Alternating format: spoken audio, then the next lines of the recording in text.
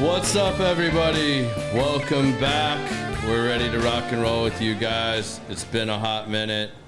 Although Biz and I had a lot of fun bullshitting with y'all the other week for those of you that joined us, but catching up, talking about life. I'm back to being the figure off the screen now. What's that voice that's never on the camera? Who's that guy that we can't ever see? It's like really weird. We don't understand. Like, you've never watched the show, but you're the one jackass. Robin wasn't always on Robin Stern. Like, Robin got her own camera like about a year or two after they started. So we're going to get to it. We get a sponsor, we can buy another camera. Yeah. Anyway. Well, so, you just need one camera? Okay. Yeah. We need to go with another camera. So, y'all, welcome to episode 70. We're happy to be back, and welcome, Shawn Michaels. What's up, Garrett? Man? How are you? I'm great, man. This has been tell, a long buddy. time coming. Yeah. I went pregame with Shawn. Like, if anybody wants to know, like, where my pregame routine is, my pregame routine is pregame. Yeah, is my what you pregame. Mean? Okay, all right. Is hanging out with Shawn. Shawn, that's right. Yeah. Back Nine Bar and Grill. Back Nine Bar and Grill in Addison. That's where we rock and roll. So, give everybody the 2-minute rundown of a little bit of background on who the hell Shawn Michaels is. Not the Theo Von version. Not the Theo Von version. Must ask you a question before you enter the WWF. Because I was going to ask him. He said, I'll just wait till the show. So now. Oh, is that what that is? That's what that is? Okay, all right. 2-minute version. Born in California. Realized that was a mistake. Moved to Texas. Didn't know that. Went to like a military boarding school. Had I not done that. So that isn't a joke on your Facebook? No, it is not a joke. Because like my little brother, his Facebook says that he went to Professor Xavier's school of something. And I'm like, that's some funny shit. No, mine's actually, I got sent to a school. All right. Graduated, moved back to Dallas, got into the nightclub bar business back in 90, 91 with maybe an old school room that you may know about, Tijuana Yacht Club or Baja Beach Club. Okay. The Guana Mirage days, the Detour. So started as a door guy, worked my way through it, ended up in the DJ booth. DJ'd for 33 years. Yeah. Retired from that and then bought a bar. And it's been a wild ride, bro. It's been one wild ride. And I've been around for most of your wild ride, I think. Yeah. I think I've been there for the most of it. Because, like, I can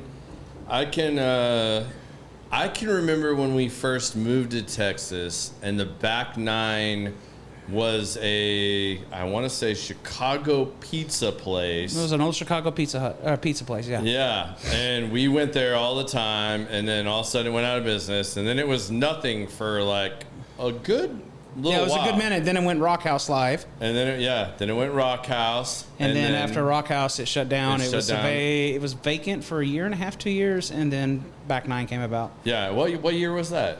2010? Was it that late? I thought it was earlier than that. No, it was 2010. It was March of St. Patrick's Day, 2010. Okay. So it's been around a while. We're still there. We're still kicking. Even through all the crap that we've been through the last 5 to 10 years, we're still there. Live and kicking. And for those of you that don't know, like, that's our favorite, like, home away from home is the Back Nine in Addison. So best pizza in the Metroplex. Yeah, I will proudly support that. Like, I just have to remind them that because mine is very similar to Brian Freese's order, don't burn the shit out of my pizza. Because Brian wants his shit burnt, like charcoaled. And I'm like, who eats pizza like that, man? Like, Brian he's does. like, shit needs to be crispy. Are you talking about like the crust or the whole thing? Yeah, No, I mean like the whole thing. So like I order, it's basically a supreme pizza, thin crust, cut in squares. I say crispy, but I have to say crispy, not burnt, because Brian has them trained, because Brian is the king of the Back Nine, and you know you can't mess with Brian. So I have to tell them this is not for Brian. This is Garrett's pizza. Crispy. Don't burn the shit out of my pizza. I don't want to eat charcoal dust. Well, I already know this is going to be fun because if this is the Brian I'm looking at that says thank you for dressing up, guys, this is going to be a fun episode. Oh, yeah. Yeah. That's Brian. Yeah, we did it just for you. He's probably on drink number 4. Are you knocking my Cut Light Load Pew Pew shirt that is my boy Cigars I went and in golf Guns? today, so hey, why not? Yeah. He even went and got his hair cut for you, Brian. I mean, like, come on. I look like Theo Vaughn now. Yeah, he went full Theo Vaughn for us. It's At cute. 150 pounds. He trimmed the mustache a little bit. So, I mean, like, he's ready for this. I try. Yeah. I mean, I got to look presentable. Evan wants to know, does Sean not smoke cigars? You know, Evan be on it. No, I don't smoke cigars. There's your answer. which is my number one bitch because, you know, this, my wife's favorite thing is to complain about the fact that she can't smoke a cigarette up here and she has to go outside. But then when we say we're going to go to the back nine, and I'm like, okay, well, cool. You can smoke a cigarette inside, now I have to go I got to outside. go to the damn patio to smoke a cigar. Which, you know, this will be interesting to talk about because, like, I think that's complete bullshit. Hold on, 'cause you know what? They do that in casinos too. I can't. they do. No, I You can can smoke cigarettes at a casino table. and but cigar. when they start where? Choctaw did it last Sunday. Okay, because when I used to work at Choctaw, they was like hell and no. No, you can smoke a Hell to cigar in the no. Choctaw. Okay. I mean, well, granted, shit. I take that back. I haven't tried to sit down at a table, I was at a table. was but I playing mean, like 21. I said And at they a wouldn't let you slot. But and- the lady was next to me chiefing on a Marlboro Red. something. I don't know. yeah, that's my complaint. So like, they used to have a rule at the back nine that you couldn't smoke until after lunch. Right. We got rid of that rule. They got rid of that because business is hardcore, and if you want to make any money, just if you want to smoke a cigarette. If you want to make money in Addison, the unfortunate part is that smoking comes along with it. Yeah. Addison's the only city in the DFW area that you can still smoke. Mm-hmm. And I don't think a lot of people understand that. People yell and scream or bitch and moan and groan on Yelp or Google or this or that. Yeah. You came to Addison that was known for the restaurants. I mean, per capita in a 2-mile radius, you're looking at, God, I don't even know how many restaurants. Yeah. A lot A lot. within a 2-mile per capita radius. So it's huge in the U.S. But smoking is allowed because the city of Addison is a township, and the city council doesn't want to take it on because it's going to cut their tax dollars in half and everything like that. And then they lose all that restaurant business and revenue. Yeah. So the city's not going to take it on, and now everybody, you got the Karens out there in the world that want to come into your establishment. Oh, this is a smoking place. Well, yeah. Did you You're not? driving for Uber. Yeah. You're picking up an order. Get effed. So it's a double-edged sword. Doesn't matter. You're going to have people that are mad about it, and you're going to have people that are glad about it. So, but the cigar thing. Yeah. Give us your opinion on My this. opinion on it, I don't have one way or the other because neither one bugged me. Yeah. My mom was a smoker all of her life, bless her soul. But the cigars have a heavier, a heavier smoking when you breathe it in. It affects the brain a little bit more differently than a cigarette smoke. Because when I'm sitting next to somebody with a cigarette, it doesn't bug me at all. Even if it's Now, I've been in even if clubs it's with- even if it's a menthol or a Cowboy Killer, one of the Marlboro Reds. Because like for me, if it's a Marlboro Light or something of that nature, nobody smokes- I could give 3 shits. Nobody really Thanks, sir. smokes the Marlboro Reds anymore or anything. I mean, my top cigarette is a Marlboro Light, and I think that's just a given across the board. I mean, What's yeah, that? It's either a Marlboro Man in Parliament, there. it's What's either that, a Parliament a lower or a calorie Marlboro Light. cigarette? What's that? What's that, a lower calorie cigarette? Like, what the hell is a Marlboro? It's like Mick Ultra. Only 95 calories per puff. Yeah, Like, yeah, okay. exactly. 95 calories per puff. But I think it's the smell that drives everybody crazy, and that's what drives people to I think have a bad cigars taste in their smell mouth. You better guys than have these cigarettes. like crazy filtration those systems. things don't work anymore. Sean, shut up! You're No, ruining my argument. I'm not gonna. No. Your wife can keep coming in. You can go to the patio. All right, JR, you know what you're up against next week. Not that I want to drive all the way to fucking Deep Ellum, but yeah. Oh, you're driving a Deep Ellum for him? No. He's coming up here. He's coming here. I'm just gonna say, saying, if I hell, I went to should have the made you come to bar- back nine. If I went to the bar, we'll do a show at the back nine. You want to do that? I mean, I'm down to do that. Maybe that's when we'll do the Brian Freeze show. Because Brian says he Brian wants to ain't do coming one. to Frisco. You heard that, B. He said you won't come all the way to Frisco. You won't come all the way right. to Frisco. I got you. B will roll. We'll put the big boy in the background of you guys. Speaking about big boy, have you not ever gotten any shit about that? No, why? Why would I? I mean, because it's like the same as the big boy. I'm not using him as a logo. I'm not using him. It's For KIPS it was, though, kind of. Yeah, for KIPS it was, but nobody ever came I at guess me. it's so dead. Okay. You know how many people ask me what that is? You guys got to fill us in. We don't know what the hell you're talking Okay, about. so I have a big boy. You know what big boy or KIPS big boy is? Yeah, like the guy restaurant? holding the burger? Yeah. Yeah. So I have one in front of Back Nine now, and we're gonna call it Back Nine Bob. We're just gonna name him Bob and just let it go, and we'll do our whole trending thing with him or whatever, our marketing program or whatever it is you want to put together. But he's just sitting there, We can't call him Boy Brian. and I had him in my garage for Big Boy Brian. Oh my We can't god, just call him Boy Brian. Brian's got to gain some weight before he gets that big. Sorry, B. But yeah, he sat in my garage for 8 months, and I'm like, screw this, I'll just take it to the bar. And I put him on the patio, bolted him down, and we're gonna paint him this week, and then we'll deck him out for Halloween and paint him all up. It's just it's a gimmick. It's a marketing gimmick, is what it is. So take pictures with him and hashtag Back9Bob. There you go. I liked when you did the monster trucks. That was. Well, that wasn't me. Back That Nine wasn't Monster me. Trucks. I though. know it wasn't you. It wasn't but me. like- I was there working, but Yeah. that was not me. That was Dallas and Matt that did Yeah. that. And that truck was a pain in the ass to get in and out of. That thing was 7.5 feet off the ground, I think. Yeah, it was ridiculous. Let's talk about a lift. Funnier when it was stolen. But Oh, that was hilarious.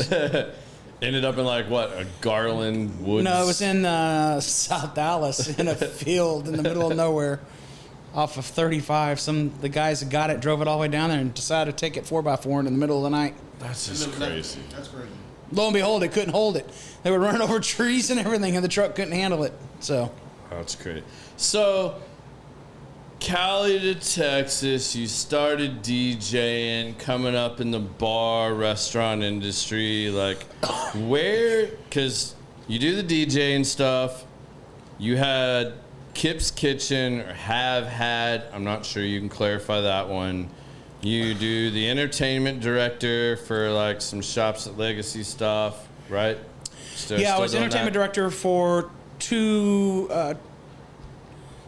concepts in the Shops of Legacy. The first one was Martini Park, which was many years ago.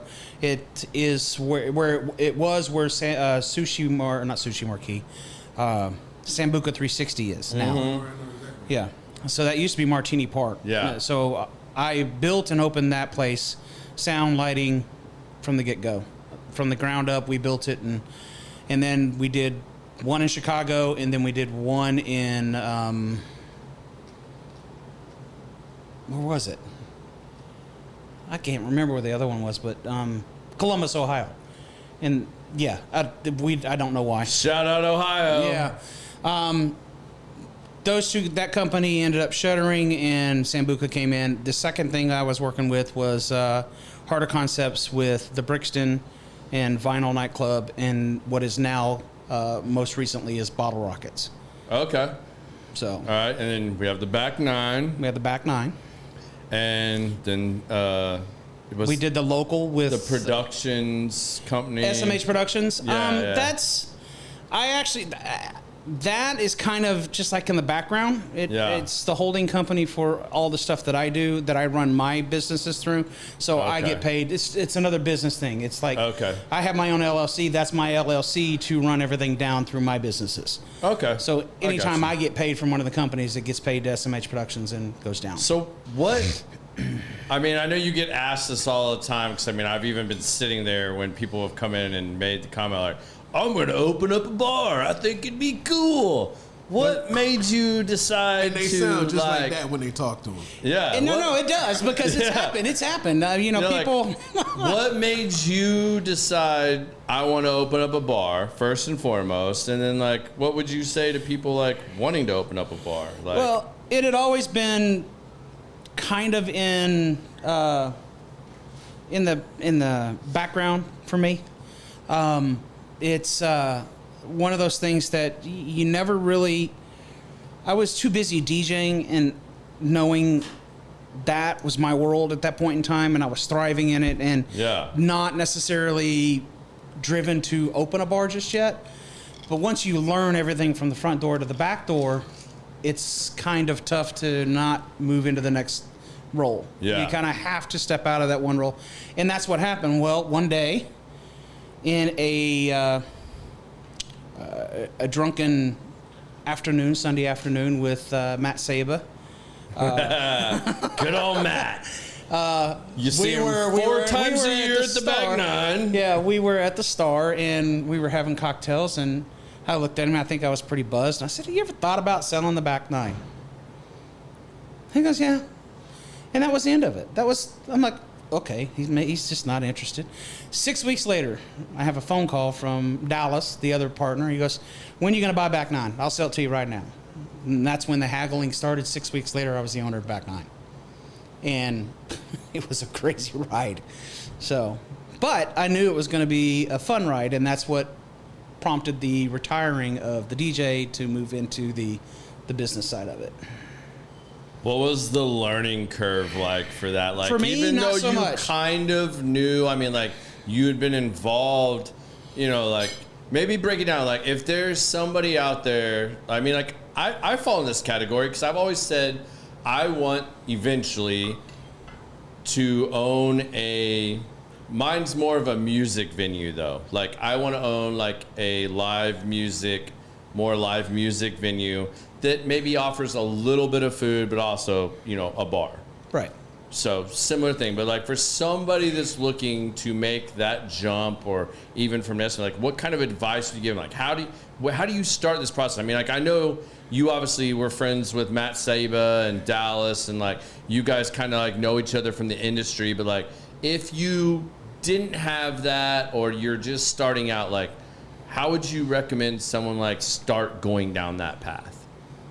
If you're stupid enough to, like, want to open a bar right now. First things first, you've got to ask yourself, are you doing this for fun and to be cool? Yeah.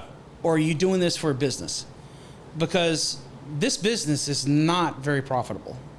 It's not what everybody thinks it is. Yeah. Not by any means. You're not a gazillionaire yet? No, God, no. You're not, like, hanging out with If you don't Zuck want on to the work, weekends? if you don't want to work 65 to 80 hours a week, stay the hell out of the bar business. Stay the hell out of the restaurant business.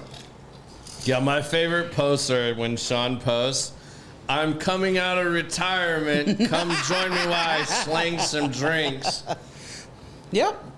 But that works, though. But It people does. People come in because I'm usually not in that. You're not in that role. I'm not in that role at all. So when I have to step in behind the bar, I can. No, it's usually, "Fuck you guys. See you later." Hey, that's what it is. But if you seriously got to ask yourself, if you're looking to get into this business, you need to understand that it's not all about fun. Oh, Brian. He gets you? Oh, no. He has already said Dana walked under the truck talking about the monster truck. I mean, like, we could all walk under that truck, Brian. I mean, like, I get where you're going with this, but... And then he said back door is rough, so, you know. Back door's rough. Yeah.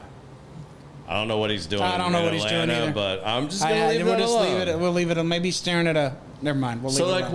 what do you think? Evan's asking, I think this is a good question along the same lines. Like, what do you think about, like, a show like Bar Rescue? And, like, how that all goes down? I've got a story about that. I got several stories. I can't wait to hear what Sean I got says. several guy. stories. I know you do. When I worked with Jillian's Entertainment, I knew Taffer. He was an aspiring manager trying to make his name, cutting his teeth. And most of the stuff that they say on the show is 96% true. You've got to pay attention to the business in order to do the numbers that you need to do. You need to make sure your liquor cost is right. You need to make sure your food costs are right. All those things are done. What I don't like about the show, in the way they demonize owners, or, you know, give them the, okay, this is your fault or whatever. There was an episode, I don't even want to get into it, but I mean, there was an episode that pertained to a bar here in town. It was about a year and a half ago. They just ripped the guy in half. Now, the guy deserved to be ripped in half. Don't get me wrong. I didn't like the guy, but he deserved. But the way they went about it was, they didn't blame the right people. Yeah. As an owner, you can do everything in the world to make sure that your business stays on top of the game, but there's other factors that come into play. You can put everything out there marketing-wise and do everything that you can and spend thousands and thousands of dollars on digital marketing that doesn't necessarily work. Doesn't guarantee people. Doesn't guarantee you an ROI at all. And It does not. So you've got to get creative. And if the creativity of building a room is tearing it down to the studs and then redoing it, of course you're going to get people. Of course you're going to get a hype behind it. Yeah. So Dallas look is at kinda those like rooms. that. Look at that room that we're talking about is no longer even a valid room in Dallas anymore. Less than a year later. That was my story. He came to Omaha and he redid a bar that I was DJing at, and he came in and did the whole rip everybody. And not even a year, I'm going to say 3 months, they flipped it and went back to what they were. Yeah. Because of, and then they got charged for all that shit that he did. Oh, yeah. That shit wasn't free. That wasn't free. That No. shit was not free. I mean, not I'm free not at going all. to call this guy a friend. A guy I knew in high school, his dad owned several bars in Dallas, Austin, and maybe somewhere else. But I mean, I know he had like a prominent, like 3 or 4 bars in Dallas, 3 or 4 bars in Austin.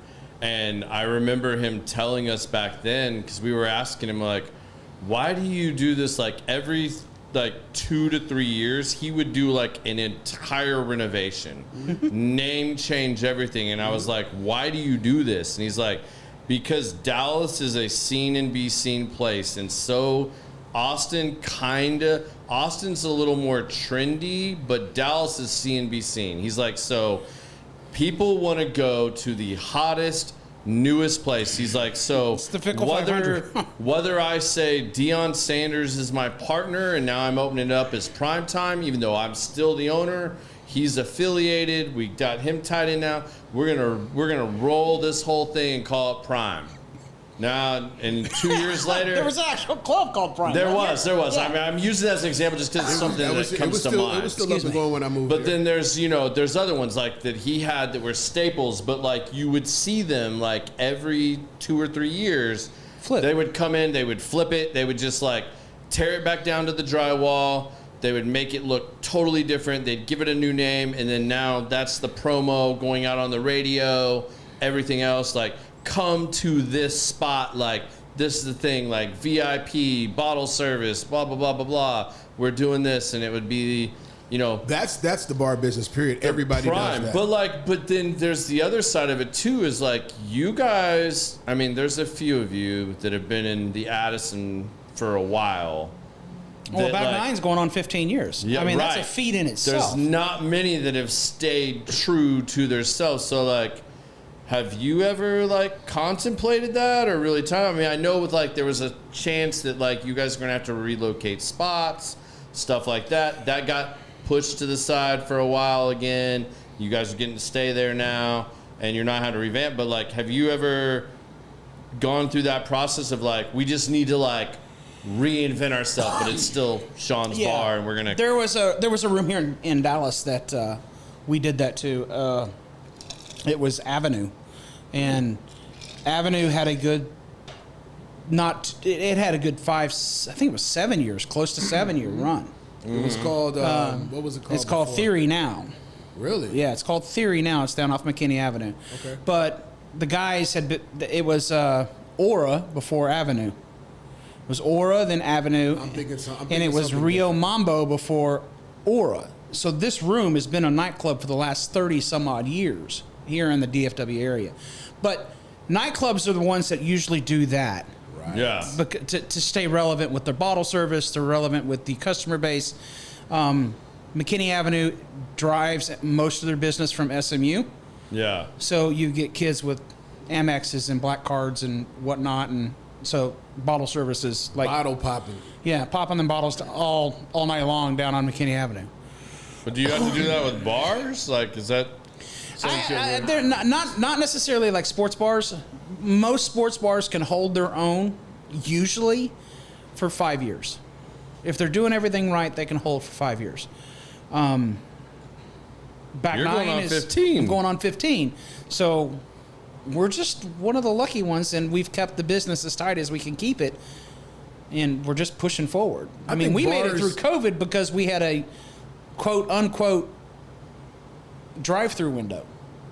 We had a window on our side patio. You've seen that window on our sidebar that just lifts up. Yeah. So during COVID, while everybody else had to shut down, we had this huge side patio that was enclosed, and we could serve pizzas and alcohol through our window, and everybody'd stay 6 feet And apart. see what you're saying. I think bars become staples that you just do some upgrades to, but everybody knows everybody. You get it. It's a central locale. You don't have to make it something different to keep it. Nightclubs are trend. They got to keep flipping. Got to keep, just keep up with everything. So because you can change everything. You walk in and it's the same people behind the bar. Right. A leaf wall with neon on it, it can only last so long. Exactly. But a bar that's is a what spot happens you in go some of the to be nightclubs. familiar, to be comfortable. That's your home. Like cigar lounges. How many cigar lounges flip and trip and change? No, they become a staple. Where trendy clubs, that's what you said, it's a trend. Yeah, it's a trend. So they got to keep flipping it. So what would you say makes the Back Nine different than other bars in Addison? Like, what has allowed the Back Nine to sustain a 15-year? I think it has a lot to do with the staff we've had over the years. Yeah. A lot of it does. For the longest time, we had, and we still do have a good staff. You still got your rough people that are just new to this and don't want to do the right thing, and that ends up running off business a little bit. But the main thing that has to happen is that you've got to have personality.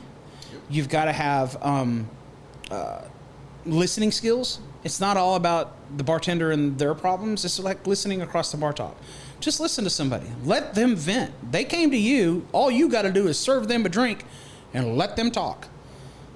Give them service. Make sure that they've got their drink. And a lot of our Steve, bartenders... this does not apply to you. Nobody wants to listen to you talk if you're listening. Boomer sooner. Yeah. But if you have bartenders that see somebody pull into a parking lot, and the minute they walk in the door, they're 10 feet from the bar, and they see their drink sitting at the bar, ready for them to sit in their seat, that is guest service. That is making sure that they are taken care of. And that's one thing that we do really well at Back Nine with a lot of the regulars. You pull in the parking lot, you usually have a drink right there. Mandy's got it right there, and your pizza's right behind it. Yeah. Because we know you're not changing your damn order. Yeah, I mean, I'm a creature of habit. I mean, like, the only problem is if they run out of Buffalo Trace, then, like, I'm over there busting Sean's balls. Like, well, hey, man, like, if you could get a little more bourbon in here, I could bring some of the bourbon clubs. There's some things coming down the pipe that you will be happy to hear. There are some things coming down the pipe. Well, now that we've got things kind of worked out with the lease and the land and what we're doing, Back Nine's going. The building's gonna go away. It's just a matter of time. Yeah. But now we've got the time frame that we need in order to move on to a new location. So Back Nine will more than likely be the last business in that building before they bulldoze it. Yeah. So it's just all about making sure everybody. What's the time frame look like on that? They gave me a time frame anywhere from 2 to 5 years. All right, so 2 to 5 years. 2 to 5 years. That could be 6 months. It could be, but they have to give me an 8-month notice. Yeah. So I can find a location to move it to within the Dallas. I can't move Back Nine somewhere in Dallas. Yeah. I can't move Back Nine to Frisco. I can't move Back Nine to Prosper. Yeah. Back Nine is a Addison staple, so I need to move it within the city limits of Addison. All right, let's change my question. How would you maintain what you've maintained at the Back Nine? Because I used to always say, I think one of the biggest things that you guys had that like really differentiated you from a lot of other similar bars in Addison was the fact that you guys had that brick oven. You guys had that brick oven, which I know is a nightmare for you in and of itself, but that's where the best pizza started because like it was old Chicago. Like you guys were able to put, even if we call They it don't the even most make that simplest, brick oven anymore. yeah, right. But I mean, you guys were able to take the most simplest bar food, and it's like, all right, why do their quesadillas taste better? Like, I can get quesadillas at 20 bars in Addison, but like everything just tasted a little bit better. But I truly believe it's because y'all had that damn brick oven that was I mean, a good part of it. In the early days, yes.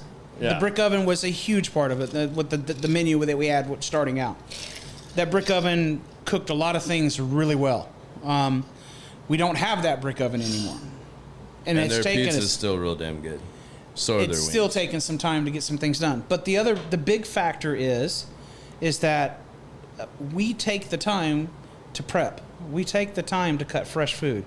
When we cook our chicken, we cook it fully through, and then we chop it. We don't just take a chicken breast and just cut it for the chicken quesadilla. The chicken breast is cooked fresh, then cut, and then put on the thing, and then heat it up again while we put it in the quesadilla. So it takes a little time to get your food. You're looking at 15-minute ticking times. It's not anything crazy. No, it's not bad at all. Paul, you're an asshole. So, I mean, we have our faults, just like any other place does. I mean, the kitchen, we've only got 2 cooks, so sometimes if we get backed up, it's going to take a little longer than 15 minutes. But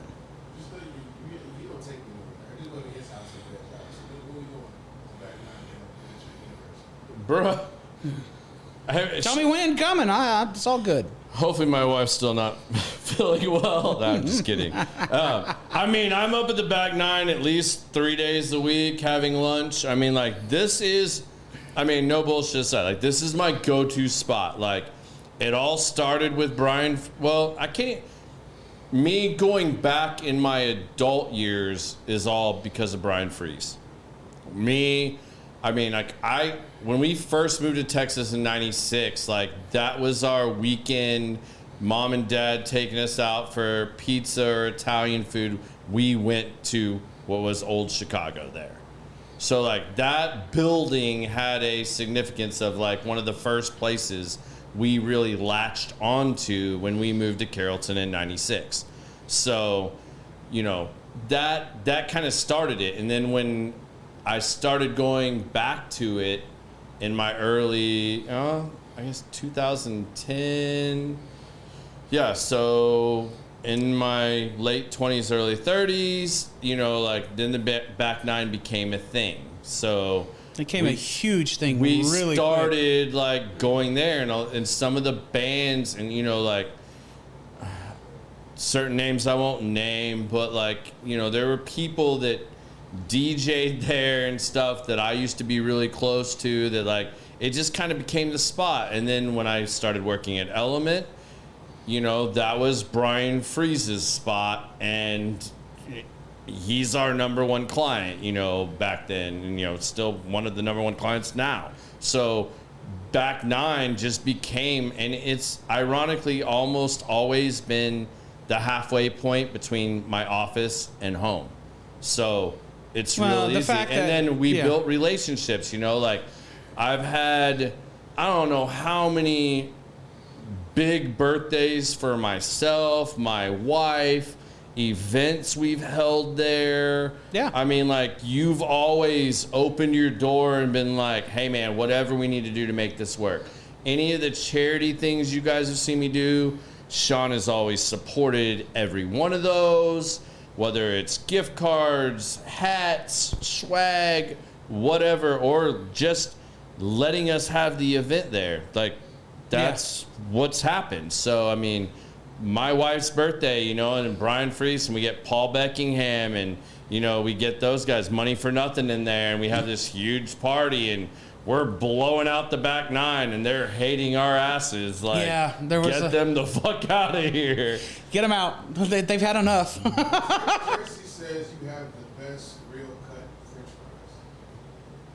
fries. Tracy, my girlfriend's on there. That's my girlfriend. Oh. Yeah. She actually came through the restaurant the other day, and she goes, "What are they doing back there?" And you hear this. We are cutting fries through the old school way with a rustic potato and straight through the fry cutter. So yeah, we wash the potatoes and then we cut them with the skin on them and go. Do you guys still do DJs and bands and all that? We do DJs 2 nights a week, and we do karaoke 2 nights a week, and then we have rock and roll bingo on Monday night. So there's quite a bit of stuff going on. I would say karaoke like 3 nights a week. They got a lot of regulars that really like to sing. Well, they want to get up and drunk and sing, but they also win a money that is attached to that. It's not just a regular karaoke night, and you know better than that. Smart ass. It was a good inside joke, man. Not everybody had to get that. But yeah, we do something called karaoke lotto. So most people are very uncomfortable doing karaoke. I'm one of them. I don't like doing it. Nope. Not me. It's not my forte. But in the 69, my Humpty Nose will tickle your rear. A good friend of mine, Jeff Murtha, which owns Studio 80, gave me an idea that says, hey, I was thinking about this. You can do it, see if you can run with it. And it's called Karaoke Lotto. So people come in, they put their name on a piece of paper, the song that they want to sing. And at the end of the night, we have an artist in an envelope that's got $100 in the envelope. Okay? If they happen to sing that artist, they win that money in the envelope. Oh. Now, if we don't have a winner that week, we add another $100 to it the next week. These pots have gotten up to close to $2,000. And somebody, so people are just trying to guess. Prime example. What to sing. Yeah, you just gotta guess. You don't even have to. You just have to get up there, hold the microphone. You don't have to sing or anything. Who picks the song that goes in the lotto envelope? Nobody in my club. Not a damn soul. Can I pick one sometime? It's the karaoke hostess' wife. She picks it. She seals the envelopes. I never see it. Walter, the host, never sees it.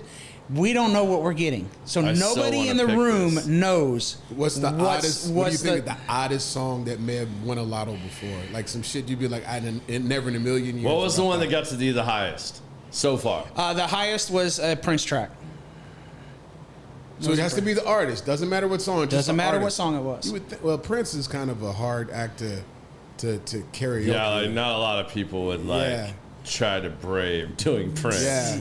Well, again, you don't have to. You can get up there and mouth the words for all I care. As long as you're up there and you're having fun and there's a possibility of winning. Making nobody singing, they can lip sync. That would get a lot of people to come to the flow. Yeah. So you don't. Well, what it does is you also don't have a lot of people yelling and screaming in a microphone when they shouldn't be yelling and screaming in a microphone. Amen. Whoa. That used to be what was so brutal. Like I can tell you that was the one day you would not find me at the back nine was if it was karaoke night. As a DJ, I did karaoke for a couple weddings, and then I took it out. I'm not listening to all these people that I sit here with for lunch, try to sing and imagine their youth. Well, after 3 times of somebody attempting and doing the Whitney Houston song.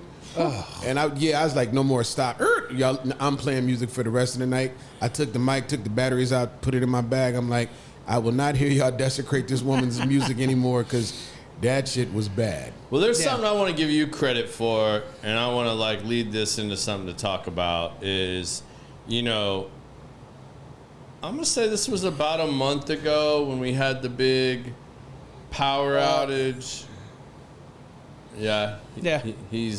I'm good. Yeah, you want to come on and make fun of my pink drink now? Yeah, that's what I thought. We'll get Man Bun on here soon enough. But about a month ago, I know there was some power outages from one of the storms or whatnot. And I'm friends with a lot of you guys that own bars in Addison. And, I saw a really cool post where it was Kyle Hiddell reached out and was like, man, I just want to give a shout out to Sean over the back nine. This side of the street apparently didn't lose power. They lost power. And you opened up your freezers, fridges, whatever, to Kyle and them over at the Hub and Ron's place.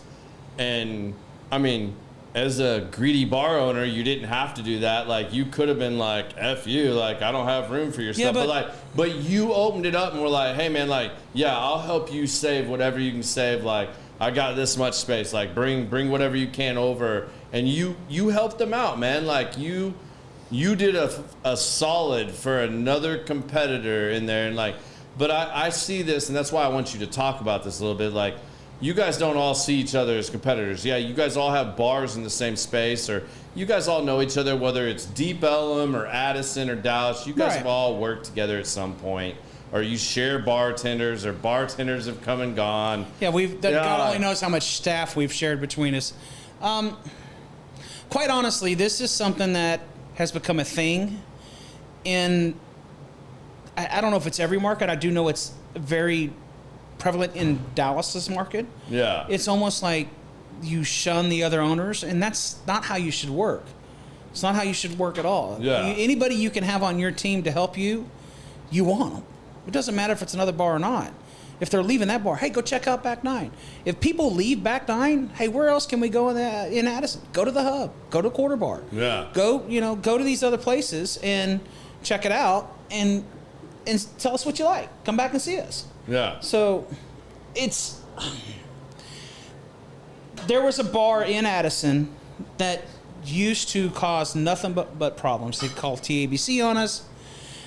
For the big 4x4 truck, any labeled truck, or the Hummer that the Hub had, or if I wanted to label my car, I'm shocked that I haven't been called about the big boy sitting in front of my restaurant.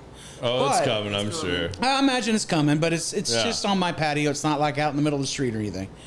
So this guy is no longer in business. The location is no longer there, and I think everybody can put two and two together. But he would call all sorts of trouble. He would cause all sorts of trouble with the other bars in the community, and it just that sucks. It sucks because we're all in the same boat, especially trying to keep the business in Addison late night after 10 o'clock is already hard enough as it is. And there's only a handful of bars that you can go to that are open that late anyway. You're not going to be able to go to PJ's till 2 in the morning. You're not going to be able to go to Fridays, and Fridays is just now closed. I don't know if you know that or not, but you can't go to Chewy's till 2 in the morning. All these places, and they don't serve food that late. So where do you go for good food, good quality drinks? There's a handful of bars in Addison. That's it. Yeah. So we all have to have each other's backs because we're so spread out. I mean, Addison, it may not seem like a very big town, but it's big in perspective of... It's pretty big. Yeah. I mean, especially when you think about how many bars and restaurants per square foot, mileage, whatever. There's a lot there. Mm-hmm.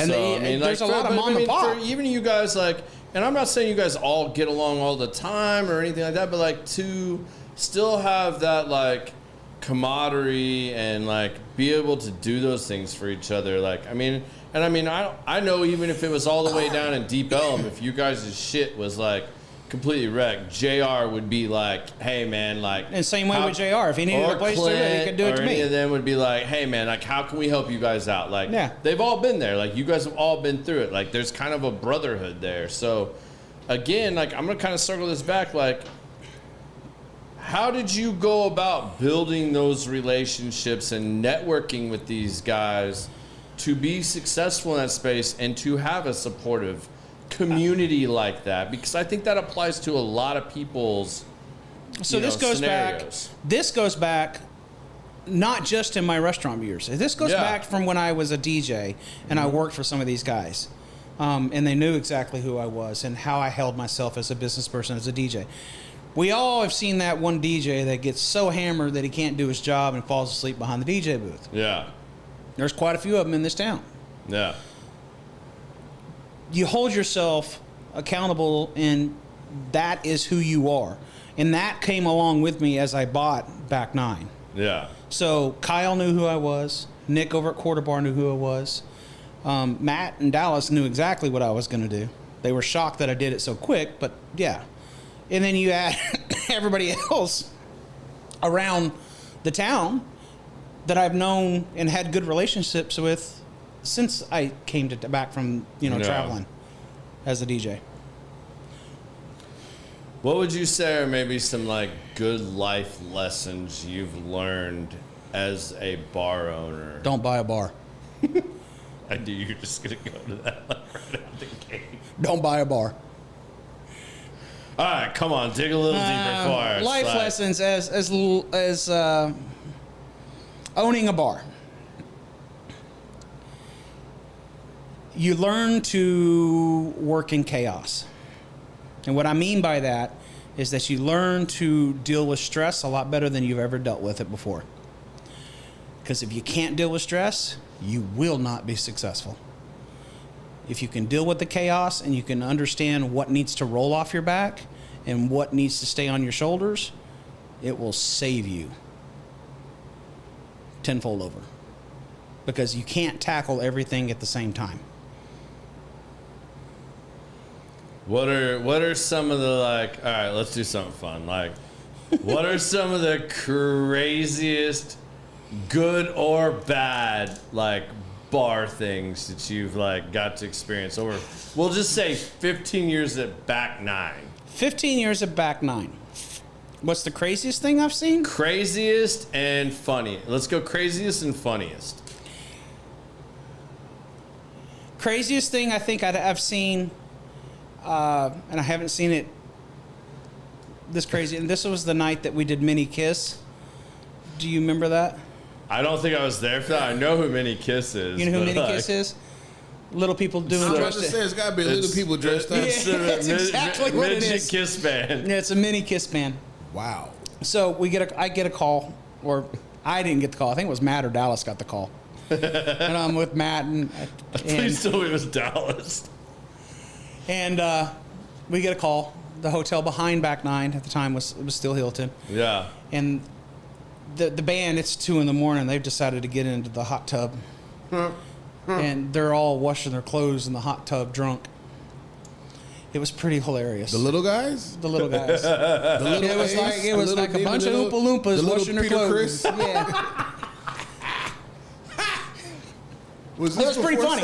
I think we just topped the R word from the episode 1. Which Well, we I are must have bringing missed that back. episode, but okay, well, you got to fill me in. So, all right, I'll throw it out Well, there. hold on, Let me monitor. That was the craziest. Let me monitor Facebook. That was and see if crazy. we Yeah, get cut go off. crazy, and then I'll tell you the R word story. Go What ahead. was it? Crazy and the fun? The funniest. The funniest. Man, there's been quite a few. I just wondered if they had on their makeup when they were doing it. I think the funniest is what people think they can get away with. And it doesn't matter. It could be a sexual thing. It could be a stupid thing. All right, hold on. Pause. Before you go any further, did you see the TMZ? Like, I just heard about this on the radio this morning. Did you see about the butt funnel margarita thing? Oh, Jesus. No, I did not, and I don't even know if I want to hear about it. So somebody On TMZ? apparently, somebody at this bar, like the bar had to answer to and put out this like, this is not what we condone. This is not we uphold the highest standards. Blah blah blah. Because somebody apparently got videoed that a couple in a bar butt funneled a margarita to get fucked up faster, basically, and then it got put out there that like somehow they were able to butt funnel in a booth in a like family Mexican restaurant. I think it was in Florida or something. And that's why we pulled out the booze in Back 9. But we'll leave it. Yeah, we'll leave it at that. A thing that just happened. Like that just happened in the last 48 hours. You know I'm looking up TMZ right now. Yeah, butt funnel margarita. Oh, my God. I'm sure it'll pull up. That is just disgusting. I don't even know how that would work. Because it's not going to get into the bloodstream any quicker. I don't even know how that would work. I don't want to know how it would work. I'm sure if you called Paul, maybe Paul could tell you. Oh, wow. Yes, Paul, there's you some love. If you actually ever listen to one, I don't believe that you actually ever listen to one. So I'm going to throw that out I'm probably on their list not to talk to right now, since they're not. Maybe. Yeah, so. I mean, he came in for his birthday. Yeah, he did do that. So, I mean. You never know. All right, so funniest. Funniest. Oh, man. This happened about 3 years ago. And it actually involved me. And even better. If you are a Karen, turn this off because it's gonna piss you off. Yep, no Karens allowed. I had a group come in, a lady. They had ordered some wings. They had ordered the chicken quesadilla, and they were not happy. But they ate all the wings, and they just left the bones, and ate half the quesadilla. And she wanted a refund for all of her food after she had just eaten the food.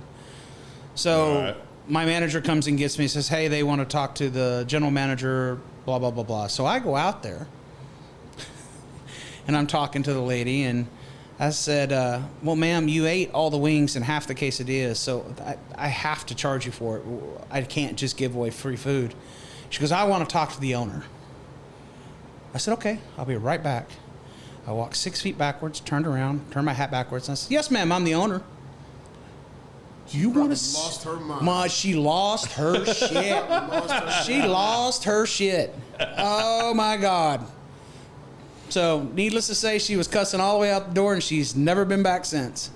And I'm fine with that. Good for her. I am fine with that. Don't lie. for You've her. been waiting. You was waiting for that opportunity. I bet you Oh said God, there's I going to had be that one in my day I can arsenal. get that. Yes. I've had that in my arsenal for a long time. I can't wait till the day that somebody, You know, somebody did it. My funniest like that was like something very similar to happen, and it's literally like, I mean, I joke about this. I'm sure he's up there a little more than I'm gonna give him credit for, but like, I maybe see Matt at the back nine.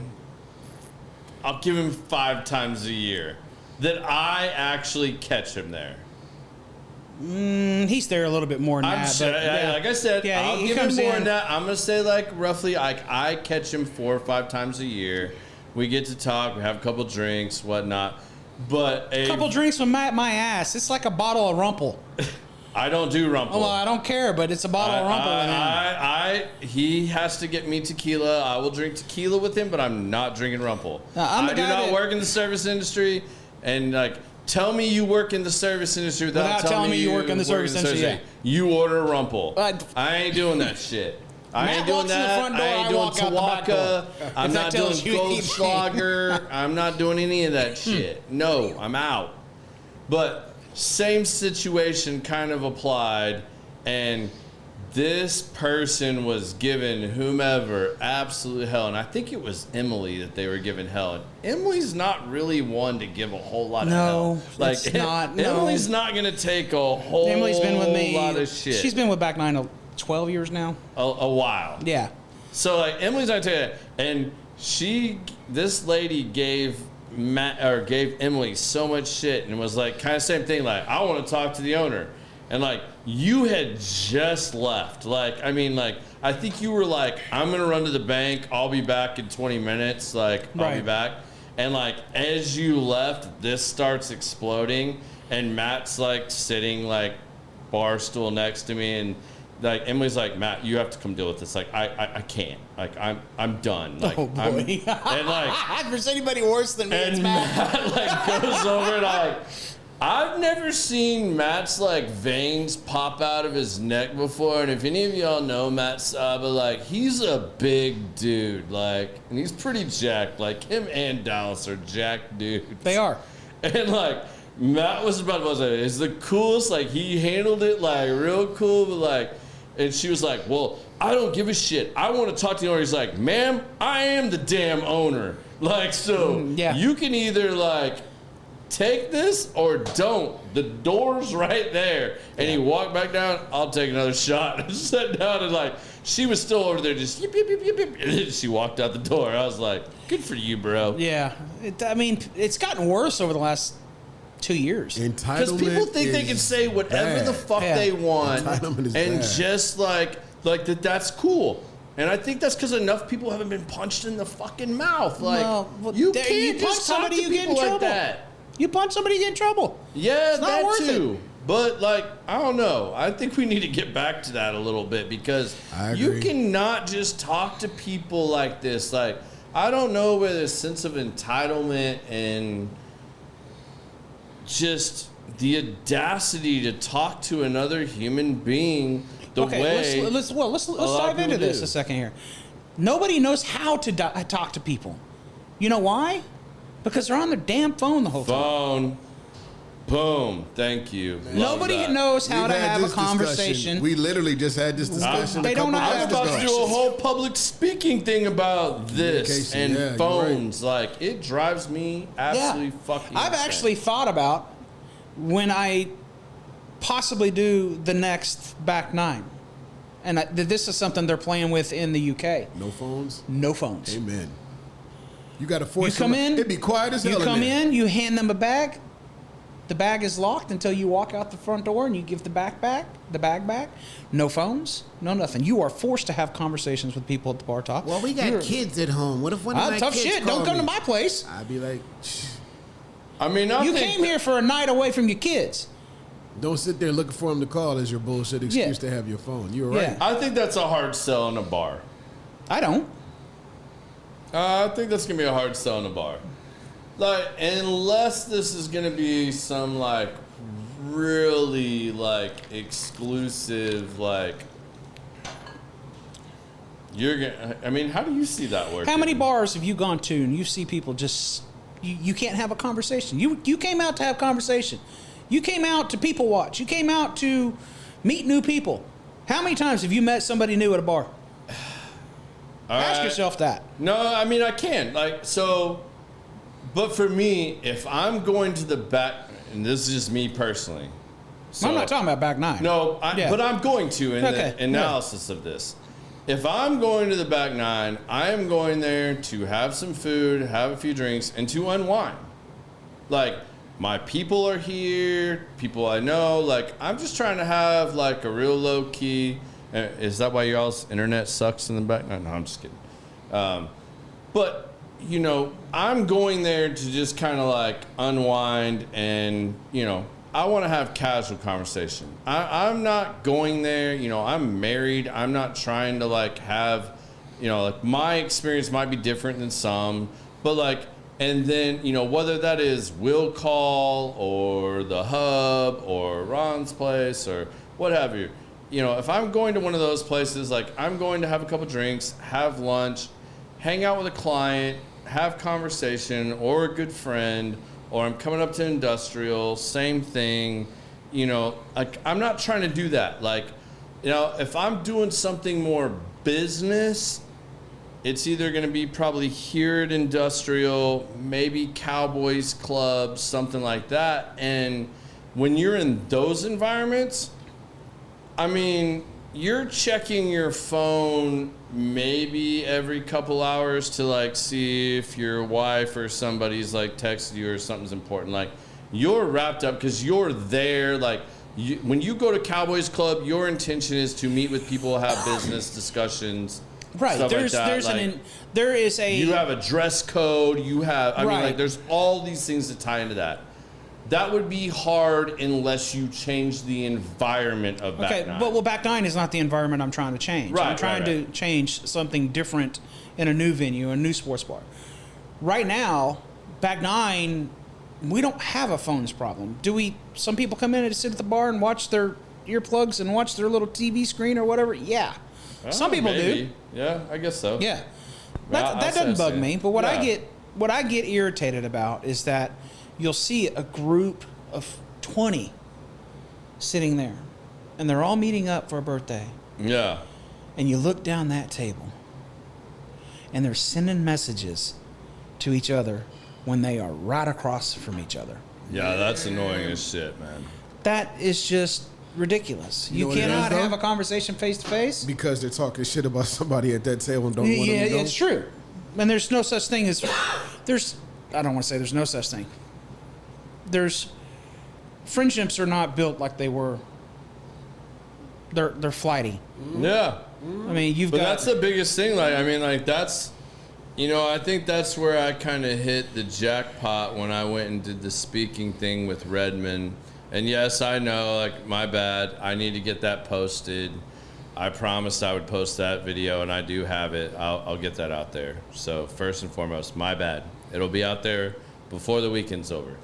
But that's kind of where I went with this, and like in my 15-minute TED talk I had to give was like, I don't want to say, Could you do a TED talk? yeah, I can now. Yeah. 3 months ago, no. Now I could do it on this. Like, yeah, I need a little more preparation. I need more work. I'm working on it, like, to get my presentation down. But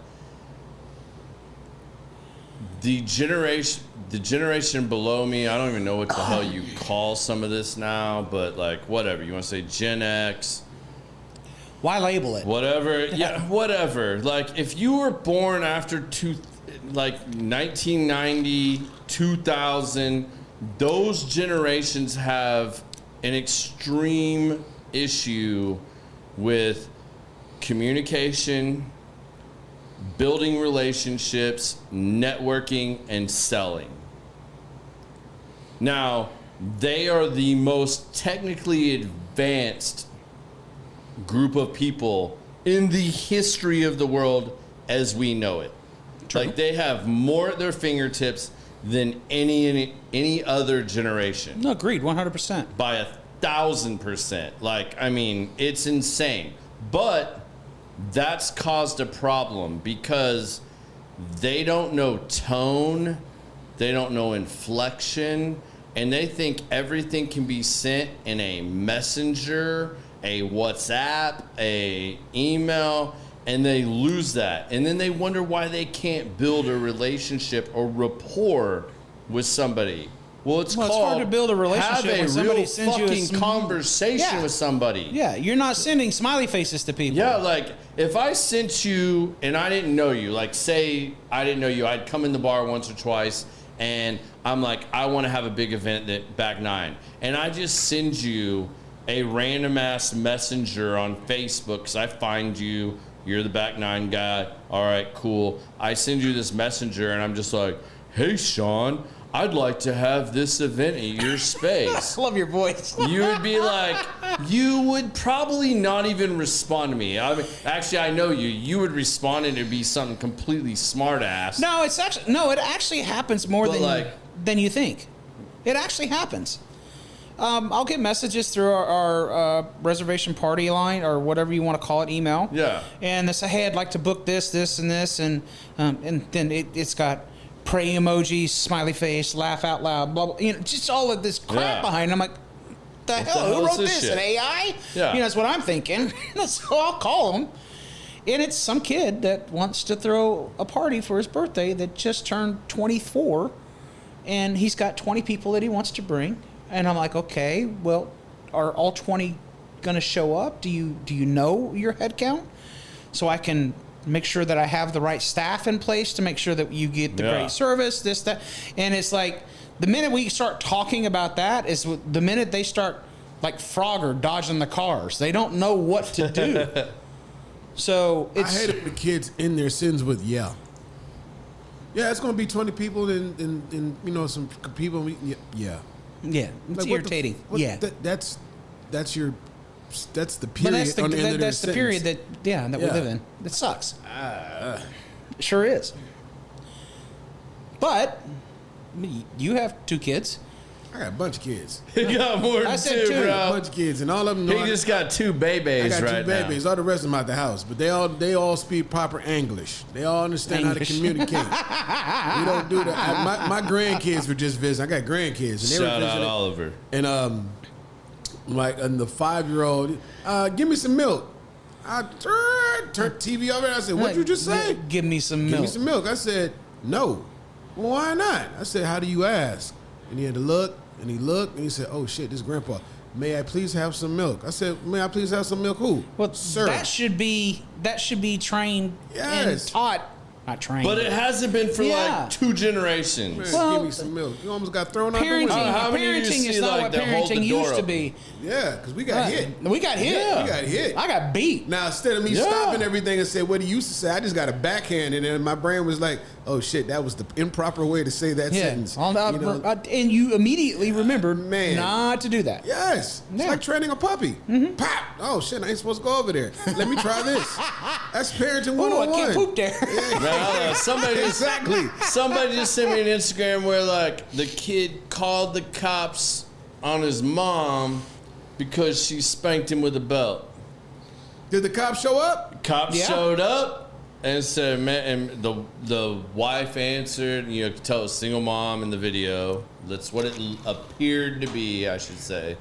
Single mom comes out, and the cops start questioning. They're like, "Well, who called the cops?" I don't know. The little boy, about Oliver's age, runs out the house, comes out like, "I caught it. She spanked me with a belt. That's child abuse." And she goes, the guy goes, "Ma'am, did you spank him with a belt?" She went to jail. Yeah. She goes, "He's been skipping school and lying and doing all these things." What'd the cop do? I'm praying the cops did the right thing. I spanked him. And he goes, "Yeah, that's child abuse. She can't spank me with a belt." And the cop goes, "Okay, do you have the belt?" She grabbed the belt and came back out, and like she pulled him, and the cop pulls the kid aside and goes, "So she spanked you?" "Yep." "How many times did she hit you? Do you have any marks on you?" He goes, "No, but she spanked me." He goes, and that's child abuse. She can't spank me.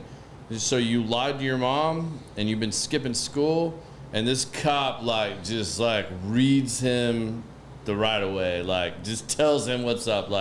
You can't be doing this. This is disrespectful.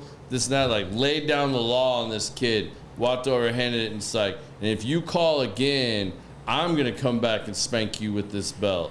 And I was like, that was dope as shit. There you go. We need a whole lot. And I'm not saying I'm promoting being spanked with a belt. I was never spanked with a belt. Oh, shit. But I thought my dad's hand was the size of a toothpaste first on my baseman. butt would soften the blow. No. Yeah. That's how often I got spanked. Toothpaste on my butt. A real cop would have cuffed his ass and put him in the back of the cruiser and been like, "Well, you're not going to be here no more." I did a shitty job of explaining that, but the cop gave it to him. No, but yeah, he didn't go. He didn't do it. He didn't side he with went the back kid. Yeah, well, could have done is just followed the rules that he was supposed to be ruling. Shook the mom's hand and was like, "If he's any more a problem, you call me and I'll That's come what I'm take talking care of about. this." That's And I was hell like, yes. "That's what's up. That's what these." But kids need." that's what you call a different. That's what's lacking in this world is the leadership and the parenting skills to know when you do that and when you don't do that. Because you see it now in grown-ups. Yeah. I ain't gonna lie, dude. I watch Karen videos all the time. Karen gets, because when you see people,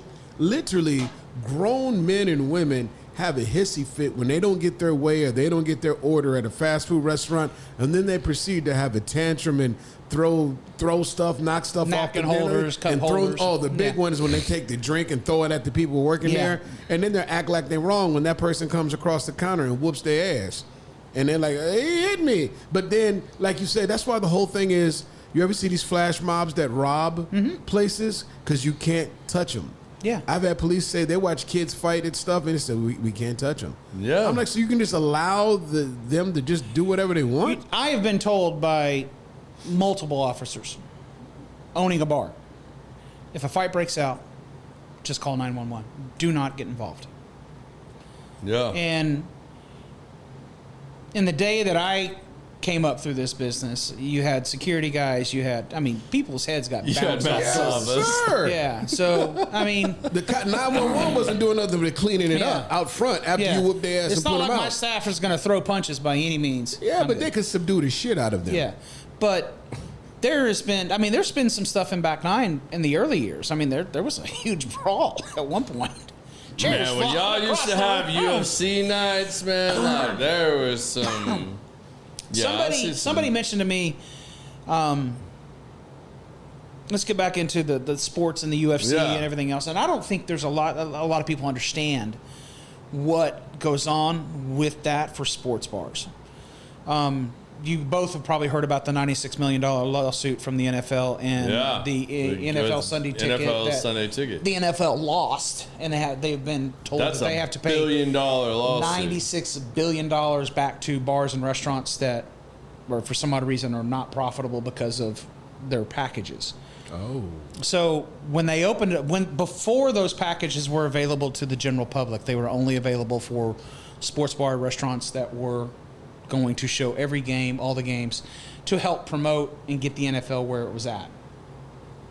Now they've opened it up to the general customer base, the residential customer base at a lower rate than what the sports bars pay. would either one of you have an idea of what it would cost for a room that has 200 plus people in it? Yep.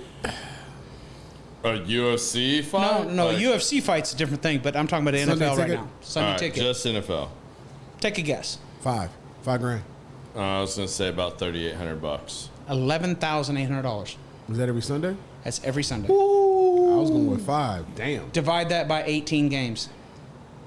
That tells you what you've got to clear each Sunday in order to do it. And you're not going to clear that 90% of the time. Hell no.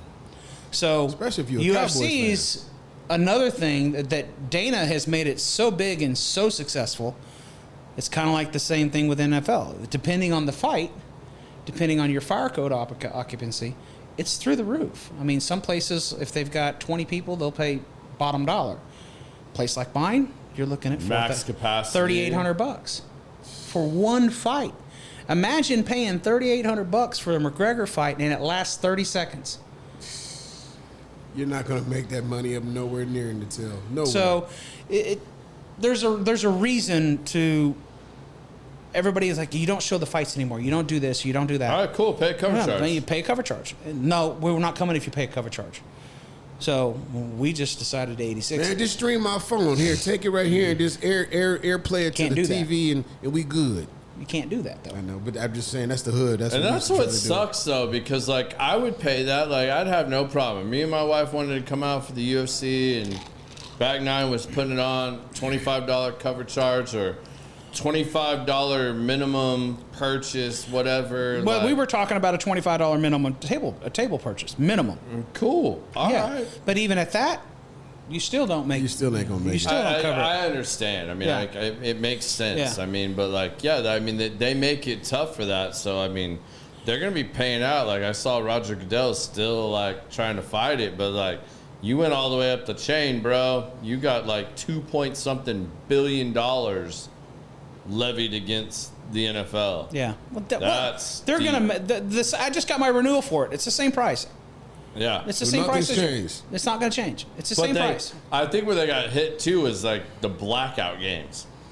Like, Well, okay, but the you blackout were games this supposed year. to still have Peacock every has picked game. up the blackout games. Yeah, But but Peacock has you, picked it up this year. By getting Sunday Ticket, you were supposed to be able to show every game. It's supposed to. And if it was a Cowboys game that was on, say, Bally's, just because, you know, like it could have been blacked out on Sunday Ticket even because you're local and they didn't sell enough shit, so they gave you every other game but the local game, which is the whole reason you got it. Mm-hmm.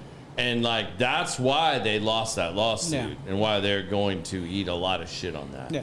Also, with that being said, the NFL Network and DirecTV put a lot of bars out of business because they would do old school. And now I don't know if a lot of people understand this, but when they broadcast from the game, they have to shoot it up to satellite. Mm-hmm.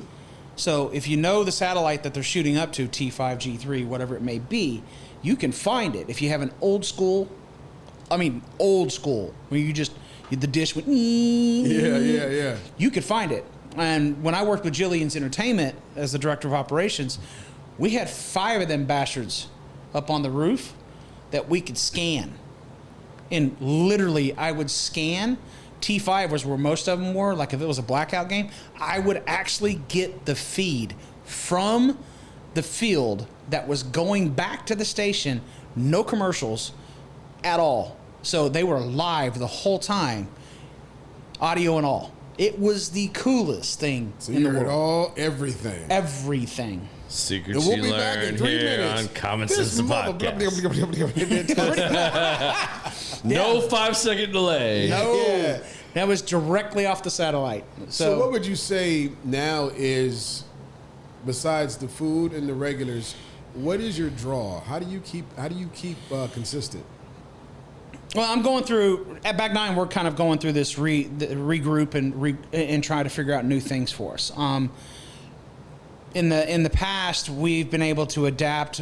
We've taken our karaoke from just regular karaoke to the Karaoke Lotto, which has awarded us the best karaoke 3 years in a row now in the city of Dallas. They've also lost some staple bartenders. I have lost. We've I had want a to lot like give of- some shout yeah. outs here a little bit because There's- like we talked about a little bit earlier, like there's a lot of bartenders that like work at multiple places, like, you know, Bill.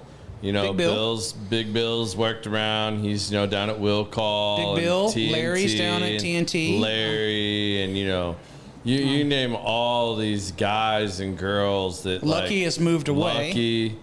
He's in Minnesota now. And that is a big thing. People, bartenders. But I mean, like, that's a big thing. But like, thing.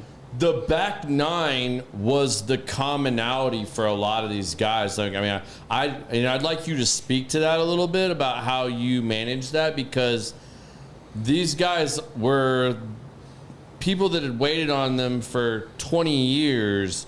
And yeah, they may have worked at 4 different bars depending on what night of the week it was, but their home base for a long time was the back nine. Back nine, yeah. People came because they're like, all right, tonight Bill and Jose are going to be here, or Lucky's going to be here, Cherie and like Emily and like Mandy. I mean, you know, I can go on for days about this. Like, but these are people that, for a lot of us that are our age, they've been our bartenders since our early 20s. Yeah.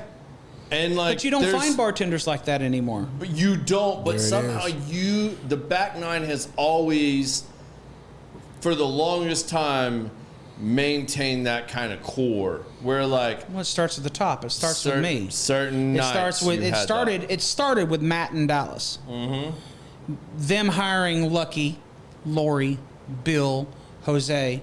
They were hiring the kings and queens that were in this town.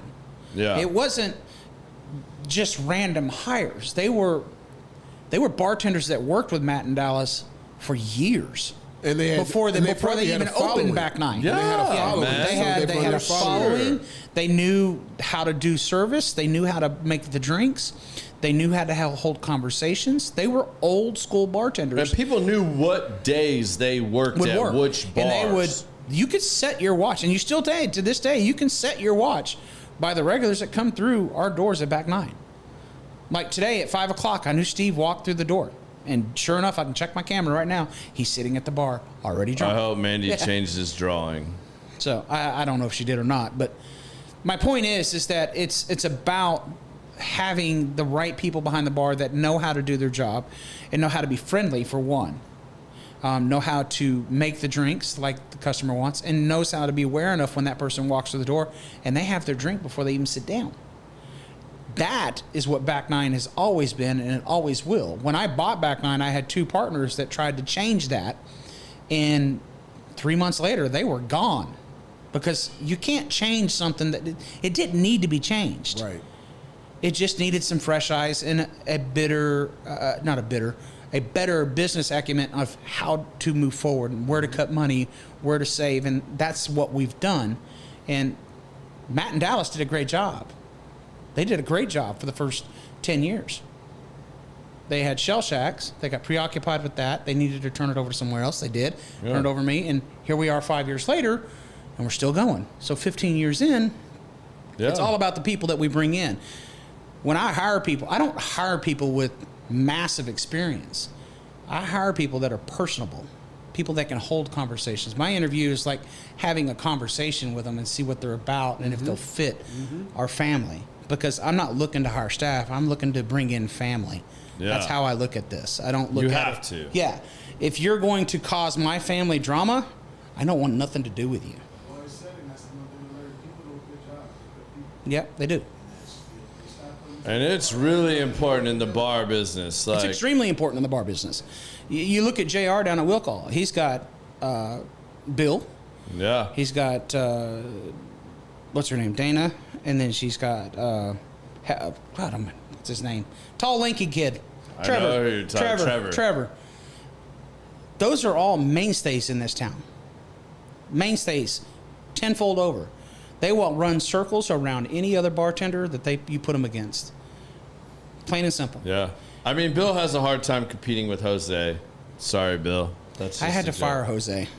No, Bill and I still have the this worst joke. day of my life. Bill calls me, I forget what he was calling me last, but like, Bill and I had this going back. I was like, because you look like Jose and Jose looks like a Bill. And I'm horrible with names, so like, my first Well, they're both years bald. early on, I would like always call Bill Jose and Jose Bill. And it used to piss Bill off so bad. He's like, fuck you, Garrett. Hey, Tom, I'm not making you a drink. How about that? And he'd walk away. And I'm like, but you finally got his name right. You finally got his name right. I did eventually, but I want to give him a little love. And I want to give, because I know a lot of you watching on here, and maybe some of you, for those of you that know or don't know, the prayers that were asked for Jackie Boyd have been answered. That all went really well. And Jackie, we love you. We wish you a speedy recovery, man. And keep doing what you're doing, bro. I got a funny story about Jackie. That. Yeah, you can tell a funny Jackie story. I can tell a funny Jackie story. So he went deer hunting. This was a couple years ago. And he came in. He had his cat. He was camoed out. And he's camoed out, and he had his cooler, and it had the head in it, and he was ready to go. And he was right there at Runyon, you know, that light that's right there, and he was getting ready to go home. Well, he pulled out, and somebody was speeding on Beltline and T-boned him. Oh, yeah. And I'm like, oh, no. And Jackie, the first thing, Jackie gets out of the truck. He goes, oh, no, what am I going to do about my deer in the back? I'm like, what? You okay? Yeah. He's like, no, my deer in the back. He was worried about the deer in the back. Of course he was. So I said, well, okay, well, how big is it? He opens the cooler. I'm like, oh, okay. Yeah. Let's just put him in the cooler in the back. Put him in the liquor cooler so it'd stay cold. He came back the next day and got it. But he was more worried. He didn't care about his truck. He was worried about the head. Which was totaled, by the way. Oh, my God. No, I know exactly. He was worried about his ice chest in the back with the deer head. Yeah, that 11-pointer back there. So that's funny. Well, hey, man, tell us about maybe like a failure along the way that like maybe like really taught you an important lesson that you grew from, or, you know, like somebody that like, maybe it's something that, you know, by you sharing this story, they could possibly avoid. Like, what was a failure that you turned into a stepping stone? Well, there's a big one. I'll just spit that out there. It's not that big of a deal, but I guess it was 2017, 2018. Okay. It was I was fighting tooth and nail to make my mortgage. The DJ market had kind of taken a tank, and I was only working 3 nights a week, and I really needed 5, 6, and I was doing lighting installs, sound installs, which is the other stuff that I know how to do, where SMH Productions comes from. Yeah. The business had fallen off for that, and I took it personally. I took it to heart. It ended up depressed, ended up fighting the IRS, fighting my mortgage company, all in the same battle. So it just, as much as you got things going on, life's going to move forward no matter what, with you or without you. So you've got to figure out things real quick.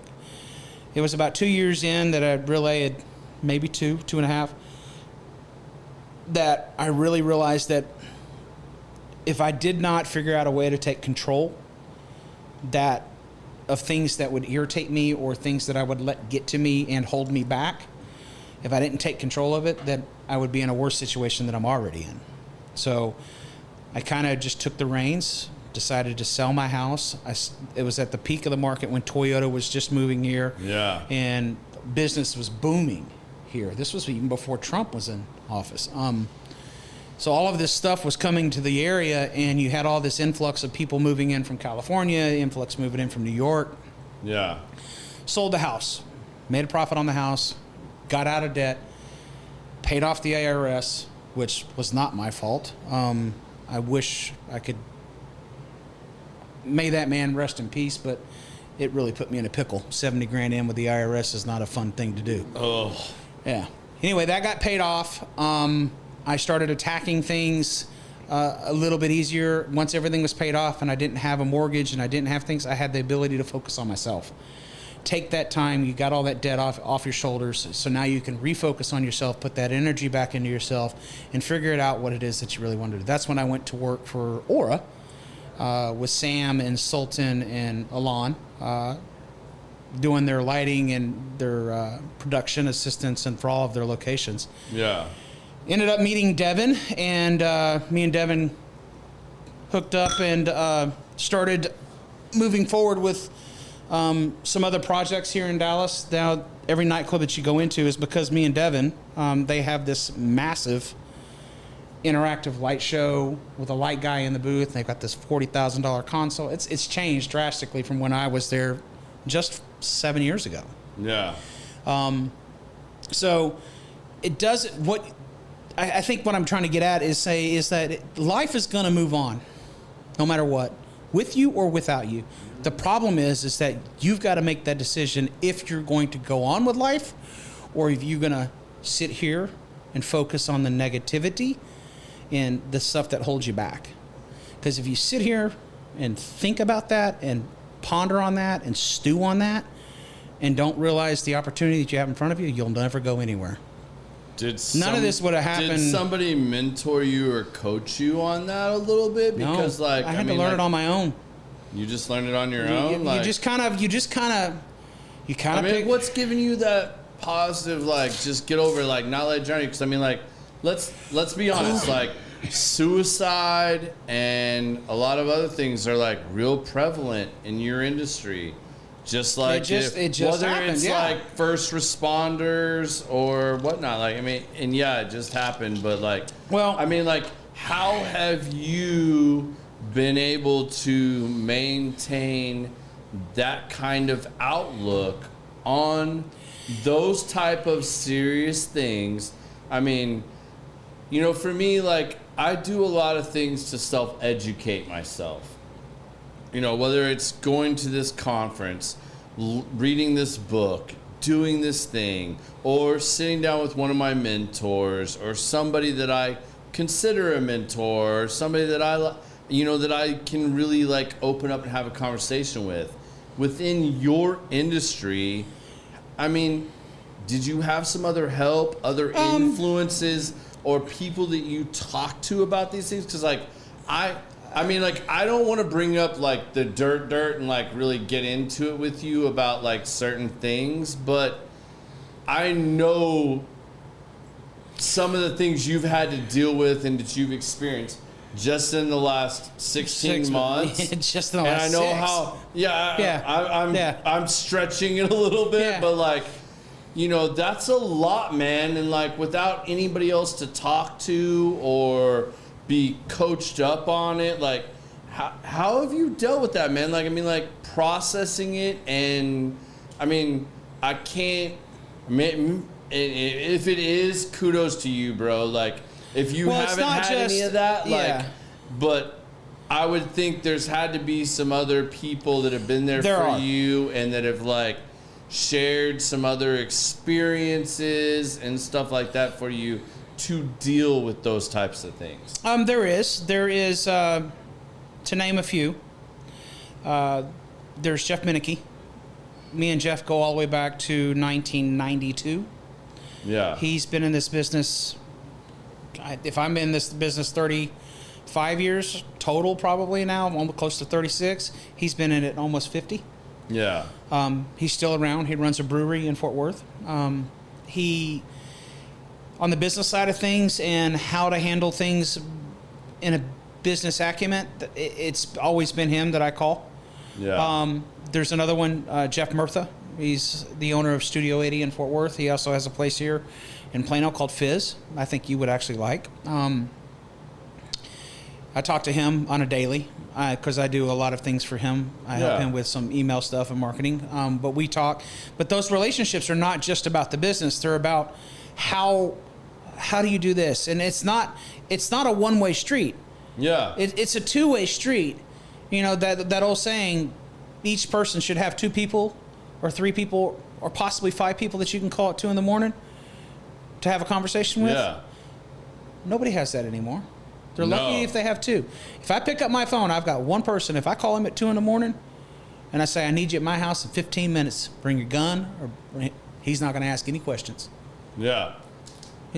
It's so matter true. what I we mean, do. I can say the same He's thing. not going to ask questions. He knows. Same all thing. right, Like, we're going. Here we you go. know, like I Here used we to go. joke about this with my Yeah. dad. My dad was like, if you get to be my age, which he was in his early 50s before he passed when he said this, and I was in my teenage years. He's like, if you can count your true friends on one hand when you get to be my age, you are truly blessed. Like, Yeah. I'm talking about the motherfucker you can call, like you just said, 2 in the at morning. 2 in the morning, And they're be like, not going to ask questions. You're not going to ask questions, and you may not have the complete ability to help me in this instance, but you're going to do whatever you can to help me. I need you there as a support pillar. Yeah. Plain and simple. Like- And he's not going to ask questions, or even she's not going to ask questions. It goes both ways. The other thing that I had, which is a massive thing for me, and I lost her in December, it was my mother. Yeah. Whoo! I learned a lot from my grandfather on how to handle people and attitudes. And you'd be amazed if somebody's coming at you 100 miles an hour and you don't react. It's fucking awesome. That's a skill. That That is is a an skill. absolute skill. For sure. It's an absolute skill, and it's one that I have mastered. Yes. I have mastered it. You can come, you can yell, you can spit, you can do whatever it is. You're not going to get a reaction out of me because I know this much. Many years ago, as a youngster in this business, there was a line and it got crossed, and it was with the ABC agents.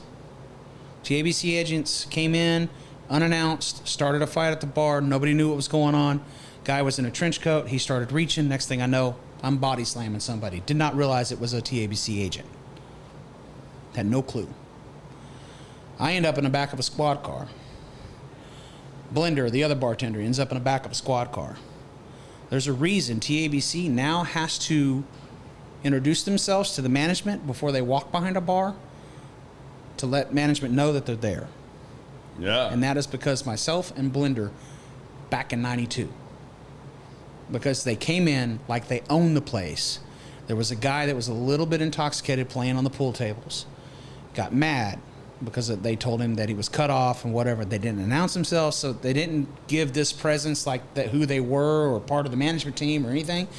So they had no backup from the ownership or the team that was in the building whatsoever. And next thing you know, I'm in the back of a squad car headed to Lou Sterrett.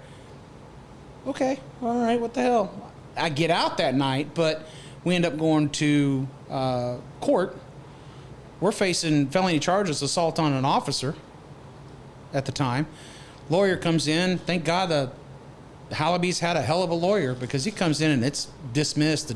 The judge actually goes, "Did you announce yourself at the door?" We don't have to. We're TABC. Wrong? Wrong? Yeah. And he But said how that. do they know? Wrong?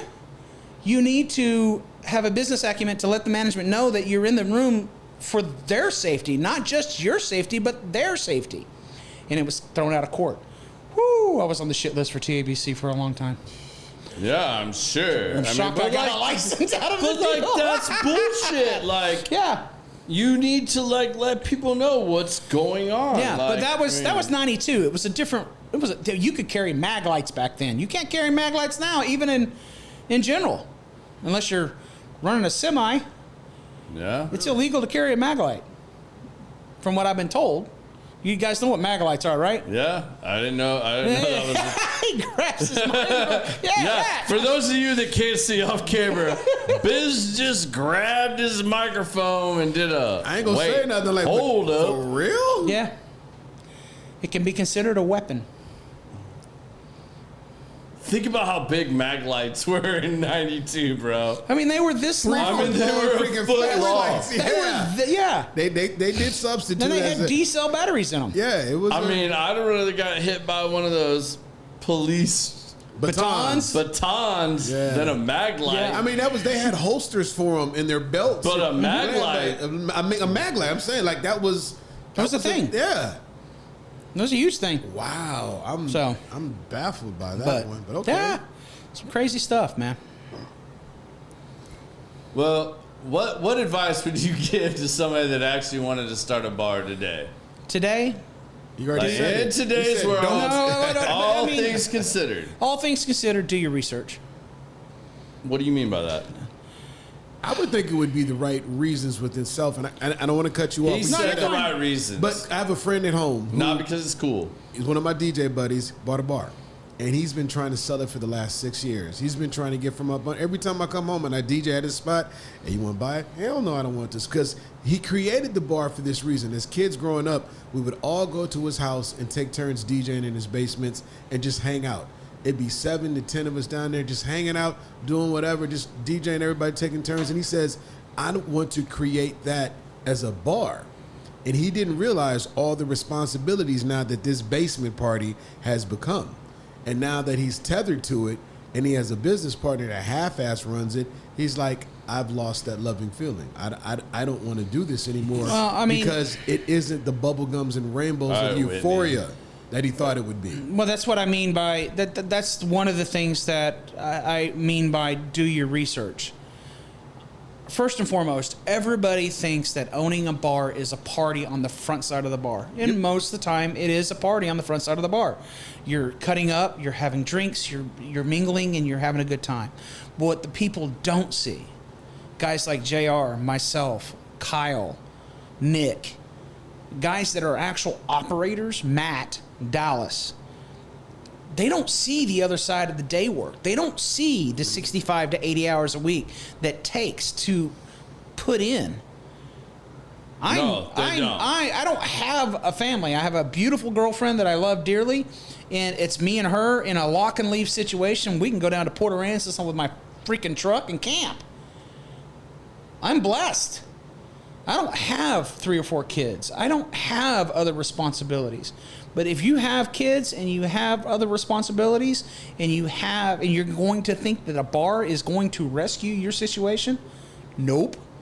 Yeah, y'all get to hear about this. No. JR's in a little different situation. JR's going to be on here next week, so y'all get to hear the other side of this, of a guy that has, he's got like 3 kids now? I don't know. I want to say 3 kids. Not near as many as Bill. He has 2 or 3 kids, and he's doing the same thing. And him and Sean grew up in this industry. I think, in a broad term, do the research. Yeah. You want to get even more into it, figure out what it is and what your niche is. As much as I hate niches, you got to have a niche. You've got to have some type of gimmick. You've got to have something that is, even as a sports bar or even as a restaurant, you're going to have to trend. With the DJ thing. Talk about your little niche on, what is that site called? Twitch. Twitch. Twitch. Yeah, but that's a niche. That is a niche, but I mean, that's not the niche that I'm talking about. But I'm just saying, but that's an example of one. Well, yeah, that's a niche, but you also got to remember who's going to come to my bar. It's not just about my friends, because I'll tell you this right now. I had a core circle of 20 that I could call friends when I bought Back 9. All right. I have a core circle now of 2. 2 people that I know that I can trust, that were my friends in actual hanging out situations. We would go have drinks together. I have 2 left out of those 20. And it was all because they wanted the hookup at my bar. They wanted free drinks. They wanted free food. Oh, I know Sean. Just support me. I'm not asking, Don't take advantage. Just support. Support local business. I can proudly say this. Have I gotten the hookup at the Back 9? Yes. Yeah. I've gotten the hookup of yes, we will block this off for you. Yes, we will reserve this for you, whatnot. But I've never come, I can say this with 1,000% accuracy. I have never come to Sean and been like, yo, hook me up with this. No, I've never, not once in 20 years, ever done that. I've been like, hey man, can we make this happen? And you're like, yeah, for you. Yeah, we'll make this work. But all you got to do is ask. Give me the notice. Tell me when you're going to really do this. How many people? I need to be prepared. And we do it. Like, I've never come to you and been like, hey, man, like I brought, 40 people in here, 60 people in here. Like, give me a cut, or like, you owe me, or anything like that. And no, this is my place that I go to. I want to be treated with respect. I want to be like treated well. And aside from that, like, do you. Right. Do your business. Like, I'm not asking for anything free. And that's where, like, I think a lot of people get really fucked up in this whole thing. Like, it's just like asking you to come on the show. Like, I didn't do that right out the gate. Like, no. We joked about it for what? Yeah, but I mean, I think, a year and a half we joked about it. But I mean, you saw how busy I was. And, I think JR was the same way. I mean, dude, our hands are full. Yeah. But ironically, you both had like a little Facebook war there at the same time. Yeah, like, we did. I'm in. Like, I went on before him. And then 5 minutes later, I get a text. All right, you're on the 11th. So like, all right, cool. So next week you guys get JR. So like, we're going to do this like whole thing. But like, you know what? Like, that's relationships, and that's having conversations and just being friends. Like, I tell new sales guys all the time, like, if you're expecting a sale, like, in your first year, like, right out the gate, like, if you think you're going to hit the home run, you're going to get that big, let's just say, fire or clubhouse remodel or something like that speaks to my multi-family people. Like, you're not gonna get it. You're not. Like, you have to build a relationship. Like, you shouldn't even ask for business for like a while. Like, I don't want to put a time on it because there's no time that you can put on it. It's all about how quick you can build that trusting relationship. It's funny that you say that because my girlfriend, she's in sales. Yeah. And she's really good at it. She's been doing pharmaceutical sales most of her career. Medical devices, pharmaceutical, blah, blah, blah. You name it, she's done it. All right. And one day I was on the phone and I was handling something for the bar, and I hang up the phone and she goes, you could sell right out the gate. And the only reason I could probably do that is because of my acumen and how I talk to people and how I present myself. And I listen versus making statements. It's kind of like watching that Spectrum commercial. You need this. You need us. No, I don't need you, really. I can go somewhere else and get what I really, really, really want. Tailored to what I want. And most people, when they first meet you, until they start building a rapport with you, they're shy. They're gun shy anyway, until they exactly know what you're about and what you stand for. Plain and simple. So any first conversation that I have with any rep is kind of just plain Jane. And if you keep coming back in and you keep talking and you keep building that relationship, letting me know that you're coming in and supporting us, then I'm going to support you at some point. I have one sales girl that comes in from Republic. She was a new sales girl. She lives in the area. She's got the area as a sales rep. She's there all the time for lunch. All the time. So I make sure that we carry every bit of Republic's stuff. Anything that's new, we bring it in, we try it. Let's go down that road a little bit because, like, and let's talk about something that's a little weird for bars now. CBD drinks.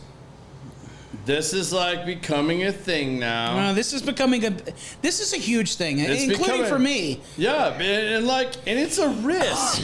Like, let's be honest, because like, I mean, I'm gonna say this on the fucking air. I don't care. You try a gummy. A gummy is not like smoking a joint. You smoke a joint, you know how high you're going to get. A gummy, whether you eat the whole damn thing, a third of it, a half of it, You don't know. You don't know. And it takes 45 minutes to an hour before it's going to hit you. And you either know if you're good or you're fucked. Yeah. Like, so CBD does the same thing. I think to a degree, but like that's got to be real daunting for a bar owner to go, all right, I'm serving alcohol and my bartenders are legally responsible by TABC for how much they serve somebody.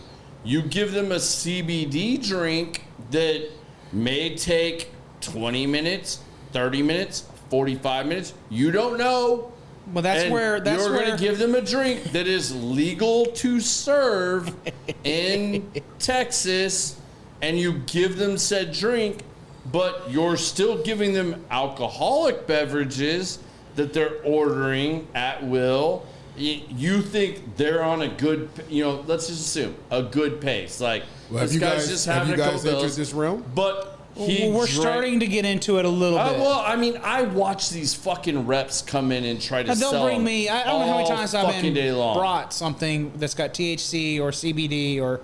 There's tons of products out there. There's tons. I mean, even in the whiskey world, my friend Alan Bishop, like, we joked about this, like, literally, like, 4 years ago of, like, are you going to make a CBD bourbon? Because, like, that's the shit that, like, people are trying to infuse and do different things with. Okay, like, guys, well, I have a question on that. You're Is it a you're trend? trying. Hold on. What's that? You're trying to do these things, but like, if you don't know the time, and this is where it comes down to time.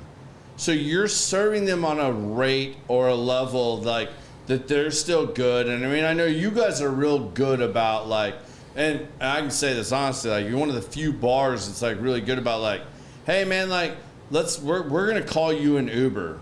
Like, I mean, like, you can't say that about every bar. Like, and people get pissed off about this. Like, this can be an altercation. It's an extremely touchy subject when you approach a customer and say, hey, we're going to put you in an Uber for the night. Yeah. Like, you would think that somebody looking out for your best interest would be, okay. But now you're introducing a drink, potentially. I'm not... Like, because, like, I don't think you guys currently offer this. Have you had any of the THCs or the CBD drinks? I've had a couple of them, but, like, I mean, like, I legit, like, I watch these guys because I have lunch at the back 9, 2, 3 days a week. Yeah, they come in. Yeah. I watch these guys walk in. They come in. They ask to see Sean, or I want to see the owner or the manager. Right. They come in. They set 3 or 4 things on the counter, and then you come out. You take them to the back. I never see said dude again. Or maybe he comes back in, I don't know, 2-3 weeks later and follows up. 90% of the time, it never makes it into the building. And it doesn't. Like, I don't even think you guys offer one of these. But, like, how, as a business owner, when you have a drink like that, like something like a CBD infused non-alcoholic beverage, or maybe it is alcoholic. I don't know.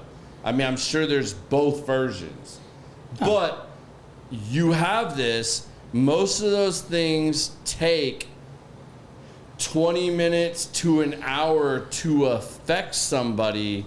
Good, bad, in the middle, somewhere in there. How are you now, like, what are the ramifications of that? Like, how are you going to judge where that person is to either give them another one or serve them another? I don't give a shit if they're ordering a Natty Light or a Miller Light. Like, right. How do you gauge this now to now feel comfortable as a business owner of letting them, like, continue down whatever road they're down?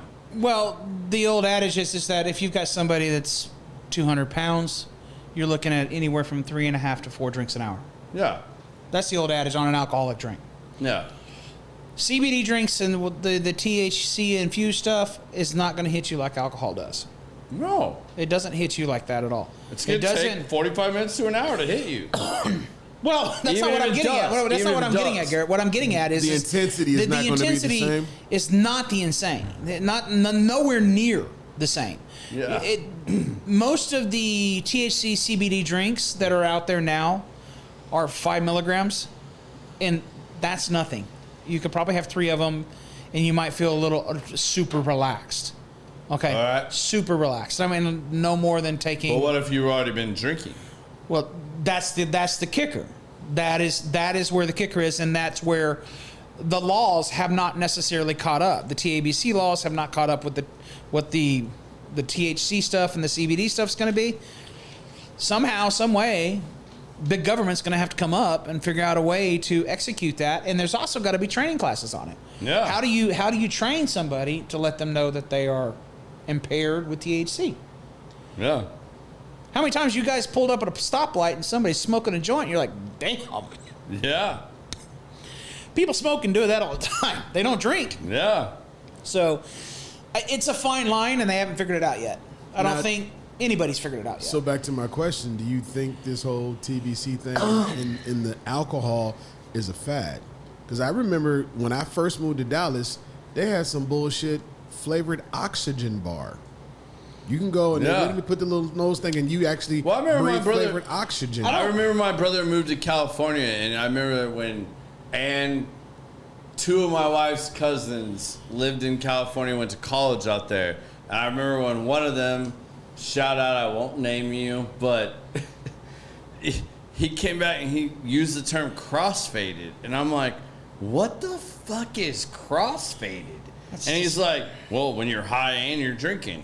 And I'm like, all right, well, yeah, that happens, but like, how do you now balance that when like weed is being legalized in multiple states, and now you have the other weird side of where if it's not, I mean, it could be Delta 9 or it's CBD and it's all this shit, and like now we're all of a sudden putting this in drinks or non-alcoholic beverages or alcoholic beverages, and you have your TABC laws. Like, this seems to be a really gray area that's It's extremely about gray. to go really fucked up. It's extremely gray, and until they figure out more about what THC drinks and CBD drinks do to you and how they affect the body, we'll never know. Quite honestly. Yeah. I don't necessarily think it's on TABC's radar. They figured out a way to make money with it. Yeah. But, you know, to sell TABC or to THC or CBD drinks in my bar, I've got to have a separate license that I have to get through my distributor. Once I've got that license, it costs me $100, and I can order whatever the hell I want and serve whatever I want. See, that's the scary shit of like how fucked up our world is today, that you can have all these crazy things and like one puts you in jail, the other we're just gonna roll the dice. No one really has to give a yay or nay. I think it's we're at a day and age where marijuana, THC, it comes from the earth naturally.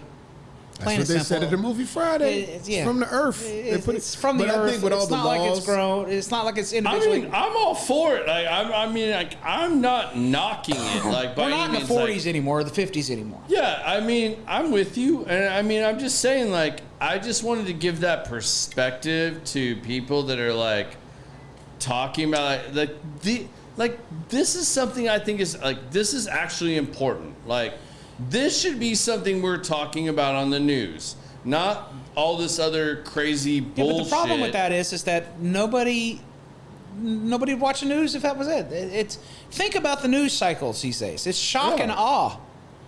Right, but this could be shock and awe depending on how you presented it. It can be shock and awe. It can be. It can be.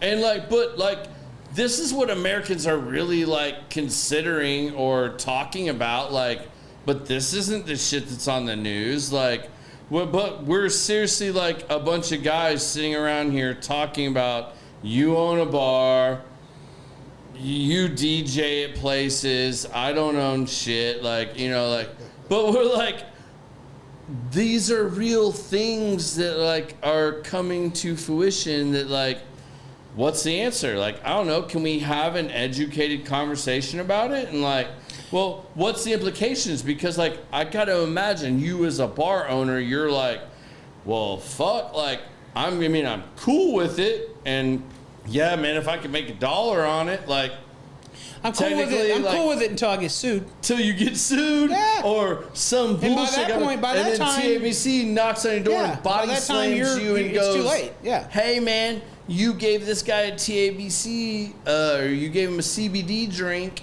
and he had already had 4 beers, and now technically, like, you fucked that guy, and he got in a wreck, killed somebody. Now we're coming after you. I don't think that's the case, though. I don't right now. Because it hadn't happened yet. No, and I don't think it's going to happen anytime soon. No. Because THC and CBD drinks are not near as powerful as alcohol. Agreed, but there's the debate all to begin with. I think it also just comes down to perspective and opinion. The whole thing is always going to be opinionated. Some people like weed, some people don't. You as a bar owner, if you want to deal with the hassle of what's probably... I'm talking about not even the drink itself, just all of the complications of dealing with CBD and weed that may come with it. Or just legalize this shit and put all the information out there. That's not even what I don't care if it's legalized or not. It's not going to make me any more money. That part. Now, what it will do is help the tax base. It will help the tax base a little bit. Okay. So our property taxes are not near as good. That'd be great. Okay. But you could just legalize whether it was THC, CBD, if you just made things like all on the up and up, gave them all the information. Why is anybody going to do that? Well, I mean, shit, you go to Colorado, you walk into a weed store, there's an iPad in front of every jar, and it tells you, this is going to make you have the giggles. Because this is going to make you the state of Colorado, think about what you're talking about. Yeah. The state of Colorado itself was in such dire freaking straits that they had to figure out a way to make up some tax dollars. And they did. What's easier than saying, okay, let's just legalize marijuana? But at least you know what you're getting when you... Okay, but they've also put the time and the research in, and the developers that are running these stores know exactly what this stuff does. It's not like they're... Right. Yeah. But they Texas know what is kind of like, my toes in the deep end, my toes in the shallow Which is kind of funny, because Texas is like, yeah, you can carry a gun. Yeah. No, you can't smoke weed. Yeah, you can You shoot can buy a a gun. silencer. You know, you come can on. buy hollow point and bullets. I'm not against gun control or anything like that. It's just, I think the priority, especially with big government, they're about what their personal agenda is, and they're not about the people anymore. You go. We can get into a political conversation, but it's not going to do me any good, you any good, or you any good. No. They don't care about us. No. But I'm just saying, like, I mean, this is reality. I just wanted to bring a little bit to light because this happens. Yeah, like, this you're is the right. It does. Like, environment we're in. Mm-hmm. All right, well, we're a little bit over, so I'm going to You're wrap actually it right up. on time. You're on time because we started at this exact time. So All right. Sweet. You're right on time. Fair enough. And we'll have Sean back at some point because we didn't even get to go down any, like, I didn't get asked some, like, Bigfoot alien questions, some weird shit. Like, I wanted to see what Sean was really going to say. See? Now Well, there we go. There it is. Bigfoot's Fuck, real. we're running over, fellas. Right there, folks. Ladies and gentlemen, you've officially got it. That is the All right, best. first question, Okay. Common Sense Podcast. If you got to give the people your 2 cents, and this can be your 2 cents about anything. I don't give a shit what it is. Shit I didn't ask you, shit you wanted to say, shit you thought I was going to ask you. Your 2 cents. Mike's yours. 4 years ago, I was told something that I never realized, and it came from my girlfriend. Life is fleeting. Live it to the fullest. And every moment that you do, live it to the fullest. Because you never know what's going to happen for tomorrow. What made that real for you? What made it real? I think I know the answer to this, but I want to. What made it real was going through all of the bullshit that I went through and then finding the one person I'd never find, which was her. See, I was going to say, when you asked, I was going to say she did. Yeah, Literally, she did. I was going to say she did. She did it. I can just hear it. Yeah, but I mean, that has to be perspective because, like, someone can say that to you and it may not register. Oh, it Was my registered. point. It registered But what- all the way but down to my fucking feet. Yeah. I mean, It's because, like, I mean, I'm looking at it from the outside of knowing you and being one of your friends of, I know what you've lost in the last 2 years. It's been a lot. Between close friend, mom, stuff like Yeah. that. Like, you've lost a lot. So, like, I wanted to just, for others that are hearing you say that, like, what made that register for you? It was her. Life is fleeting. Live while you can, because you don't know when it's over. You may have 20 years. You may have 100 years. You don't know. You never know. But you'll never regret it. You'll never regret it if you live your life to the fullest. If you worry about the small things that you can't control,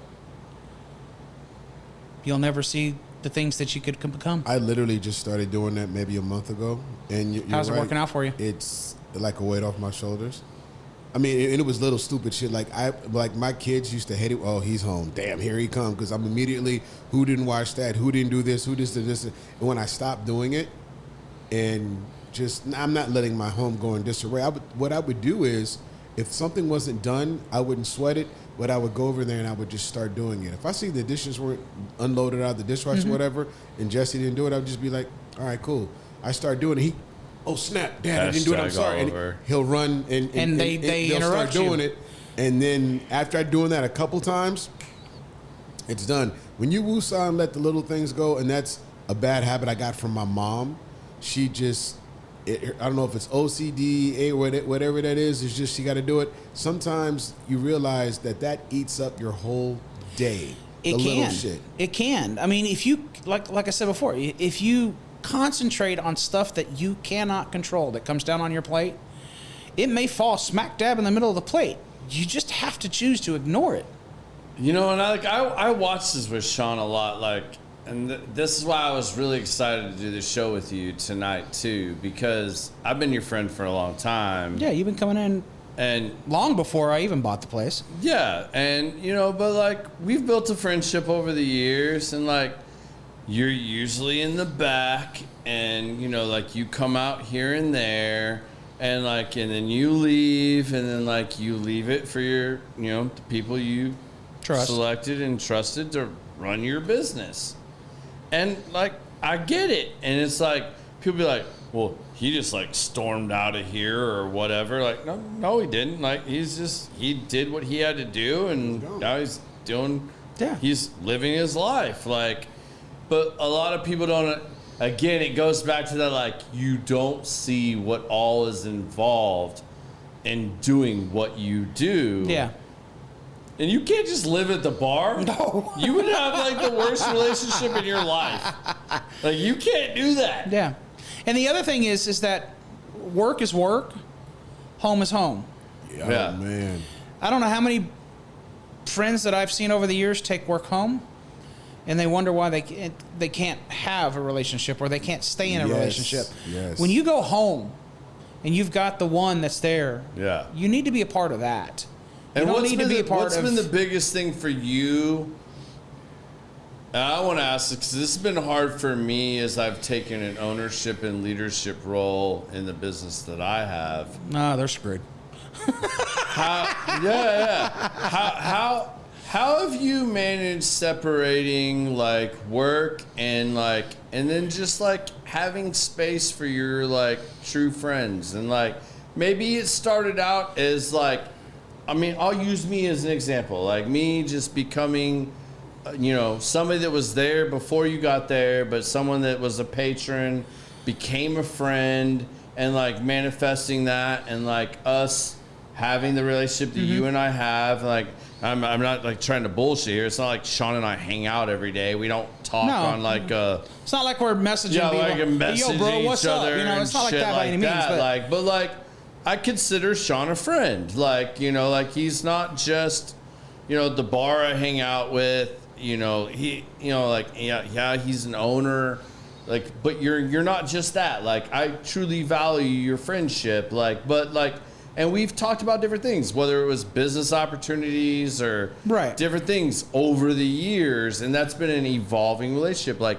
how have you balanced that in the industry that you're in? I think the balancing in the early year, the first year, was tough because I thought and I felt that I needed to be at the bar 24 hours a day, 7 days a week. Yeah. Watching out for my investment, watching out for things. And for the first year, I did that. And Yeah. I did that wholeheartedly, knowing that, okay, at some point I've got to step away. And at some point I've got to figure out how that's going to happen. And then I met Tracy. And then that became a lot easier. Yeah. It became, instead of going home and dreading going home to a apartment that was 4 walls and a TV with a TV dinner and half-assed studio sitting in the corner, that wasn't the lifestyle that I wanted anymore. Yeah. I was holding on to it for a good year. Then I decided to put myself out there. We met on eHarmony, moved through the inner workings of the relationship, and it evolved to what it is today, which is an absolutely amazing relationship. We both trust each other. We both know each other. We have each other's backs. And it's a support factor when we're at home. We support each other. When I walk through that door at home, unless my phone rings, Yeah. I try not to talk about business. She'll ask me how my day is. I'll say, you know, I'll tell her the highlights of it and leave it at that, and we'll go from there. That's a tough balance. I mean, I But it is hard to balance. It is hard to balance because you'd like to go, you know, sometimes you get those questions that they're in depth and you just don't want to rehash them because you know it's going to bring up this. I just let go of that on my drive home. Yeah. So that I didn't have to bring that home. So now we live 6 minutes from the bar. So if something happens, I can be there in a matter of minutes. Yeah. So if something goes down, POS goes down, this, that, whatever, I can be there. The guy's like drying his ass off in the air dryer in the bathroom. But now that we've got the new place in Addison, that's don't you I'm telling back nine secrets. Yeah, you're telling back nine secrets. All right, we're gonna wrap it up. Let's go. So now it's just Sean's 2 cents. This is gonna be about anything I haven't asked you, something you just want to say, something's weighing in your mind.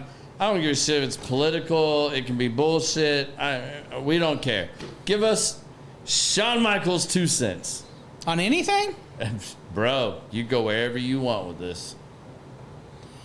Please go down a good rabbit hole, and this show might go a little longer. Wow. 2 cents.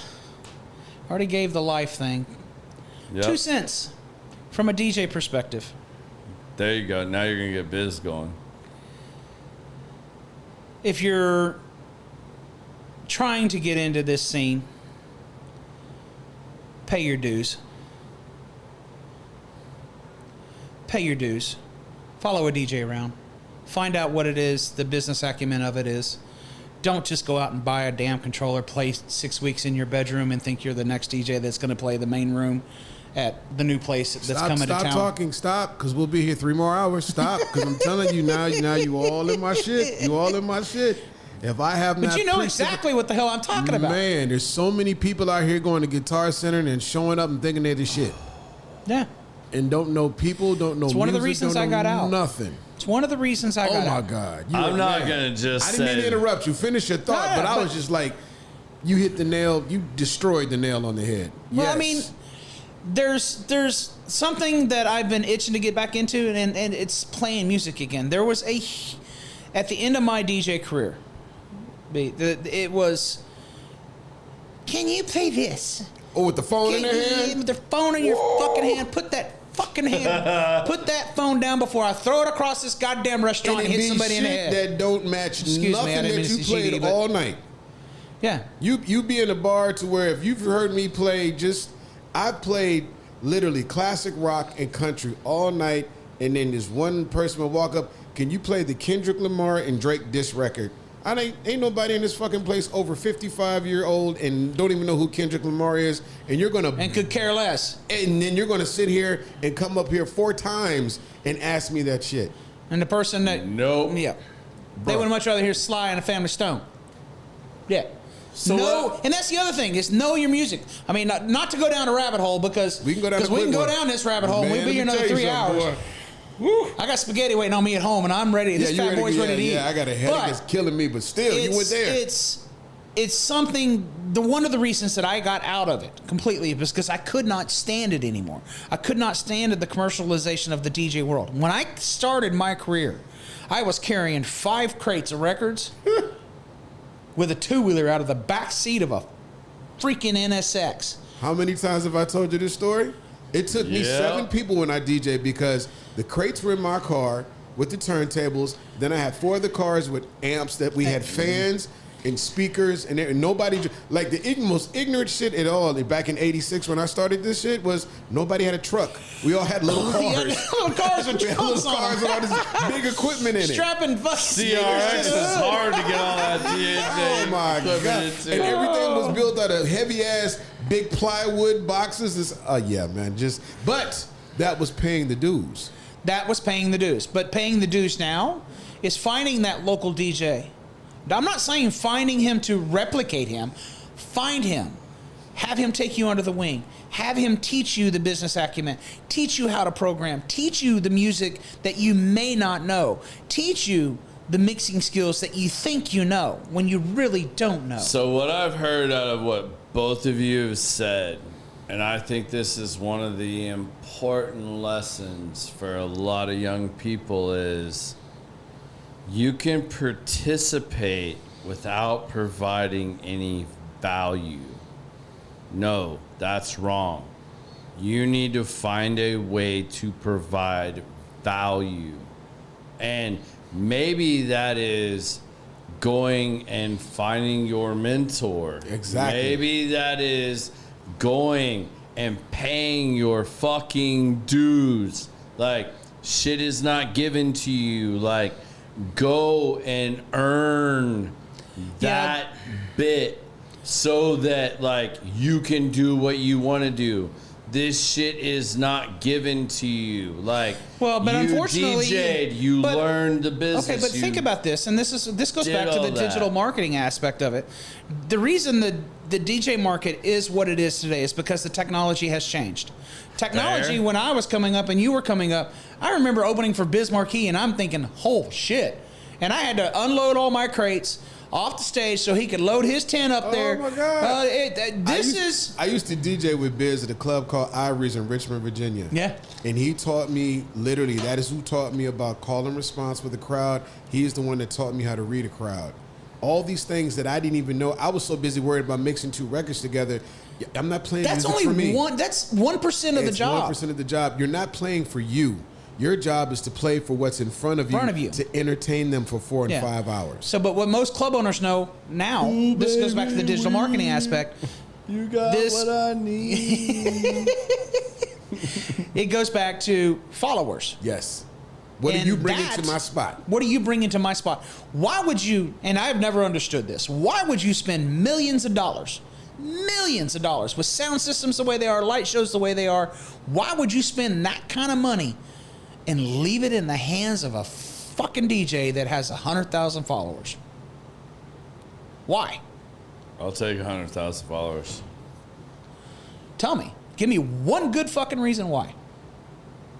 And that's what the club market has done. That's what the nightclub scene has done. That is what everything has done up to this point. And that is fixing to change here in Dallas in a big way. They need to do it because so many club owners are so busy worrying about, well, shit, how much you want to charge me for one night? Well, he'll do it for a bar tab.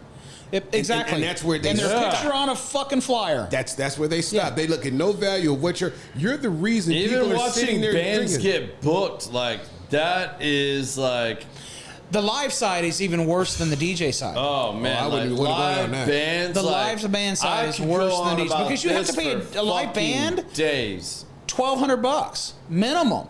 And there's $1,200. 5 guys in the There's band. 5 guys in the I'll band. charge you that for my ass to come in and How spin the records for hell 5 are hours. you making it work with 5 guys plus their roadies, everything else I've been called under the sun, bands I work with? I mean, great bands.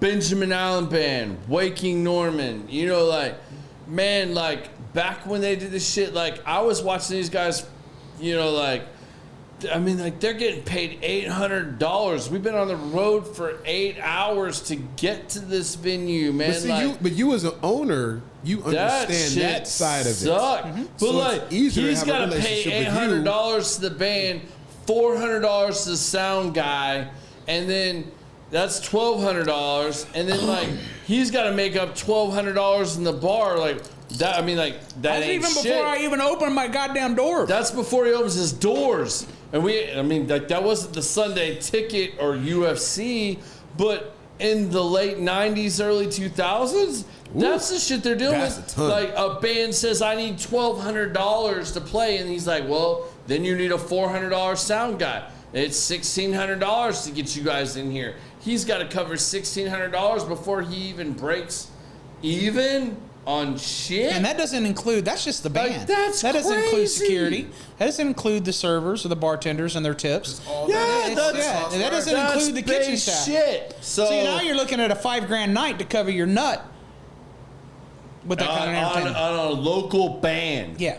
A local band. Like, that's the hard shit. But I hope for anybody that was looking to like get in the bar business or anything like that, like, I hope this was a good perspective for you guys. I hope you guys enjoyed it. We're gonna do this again next week with like one of JR, our good the other friends, side, with yeah. JR Munoz.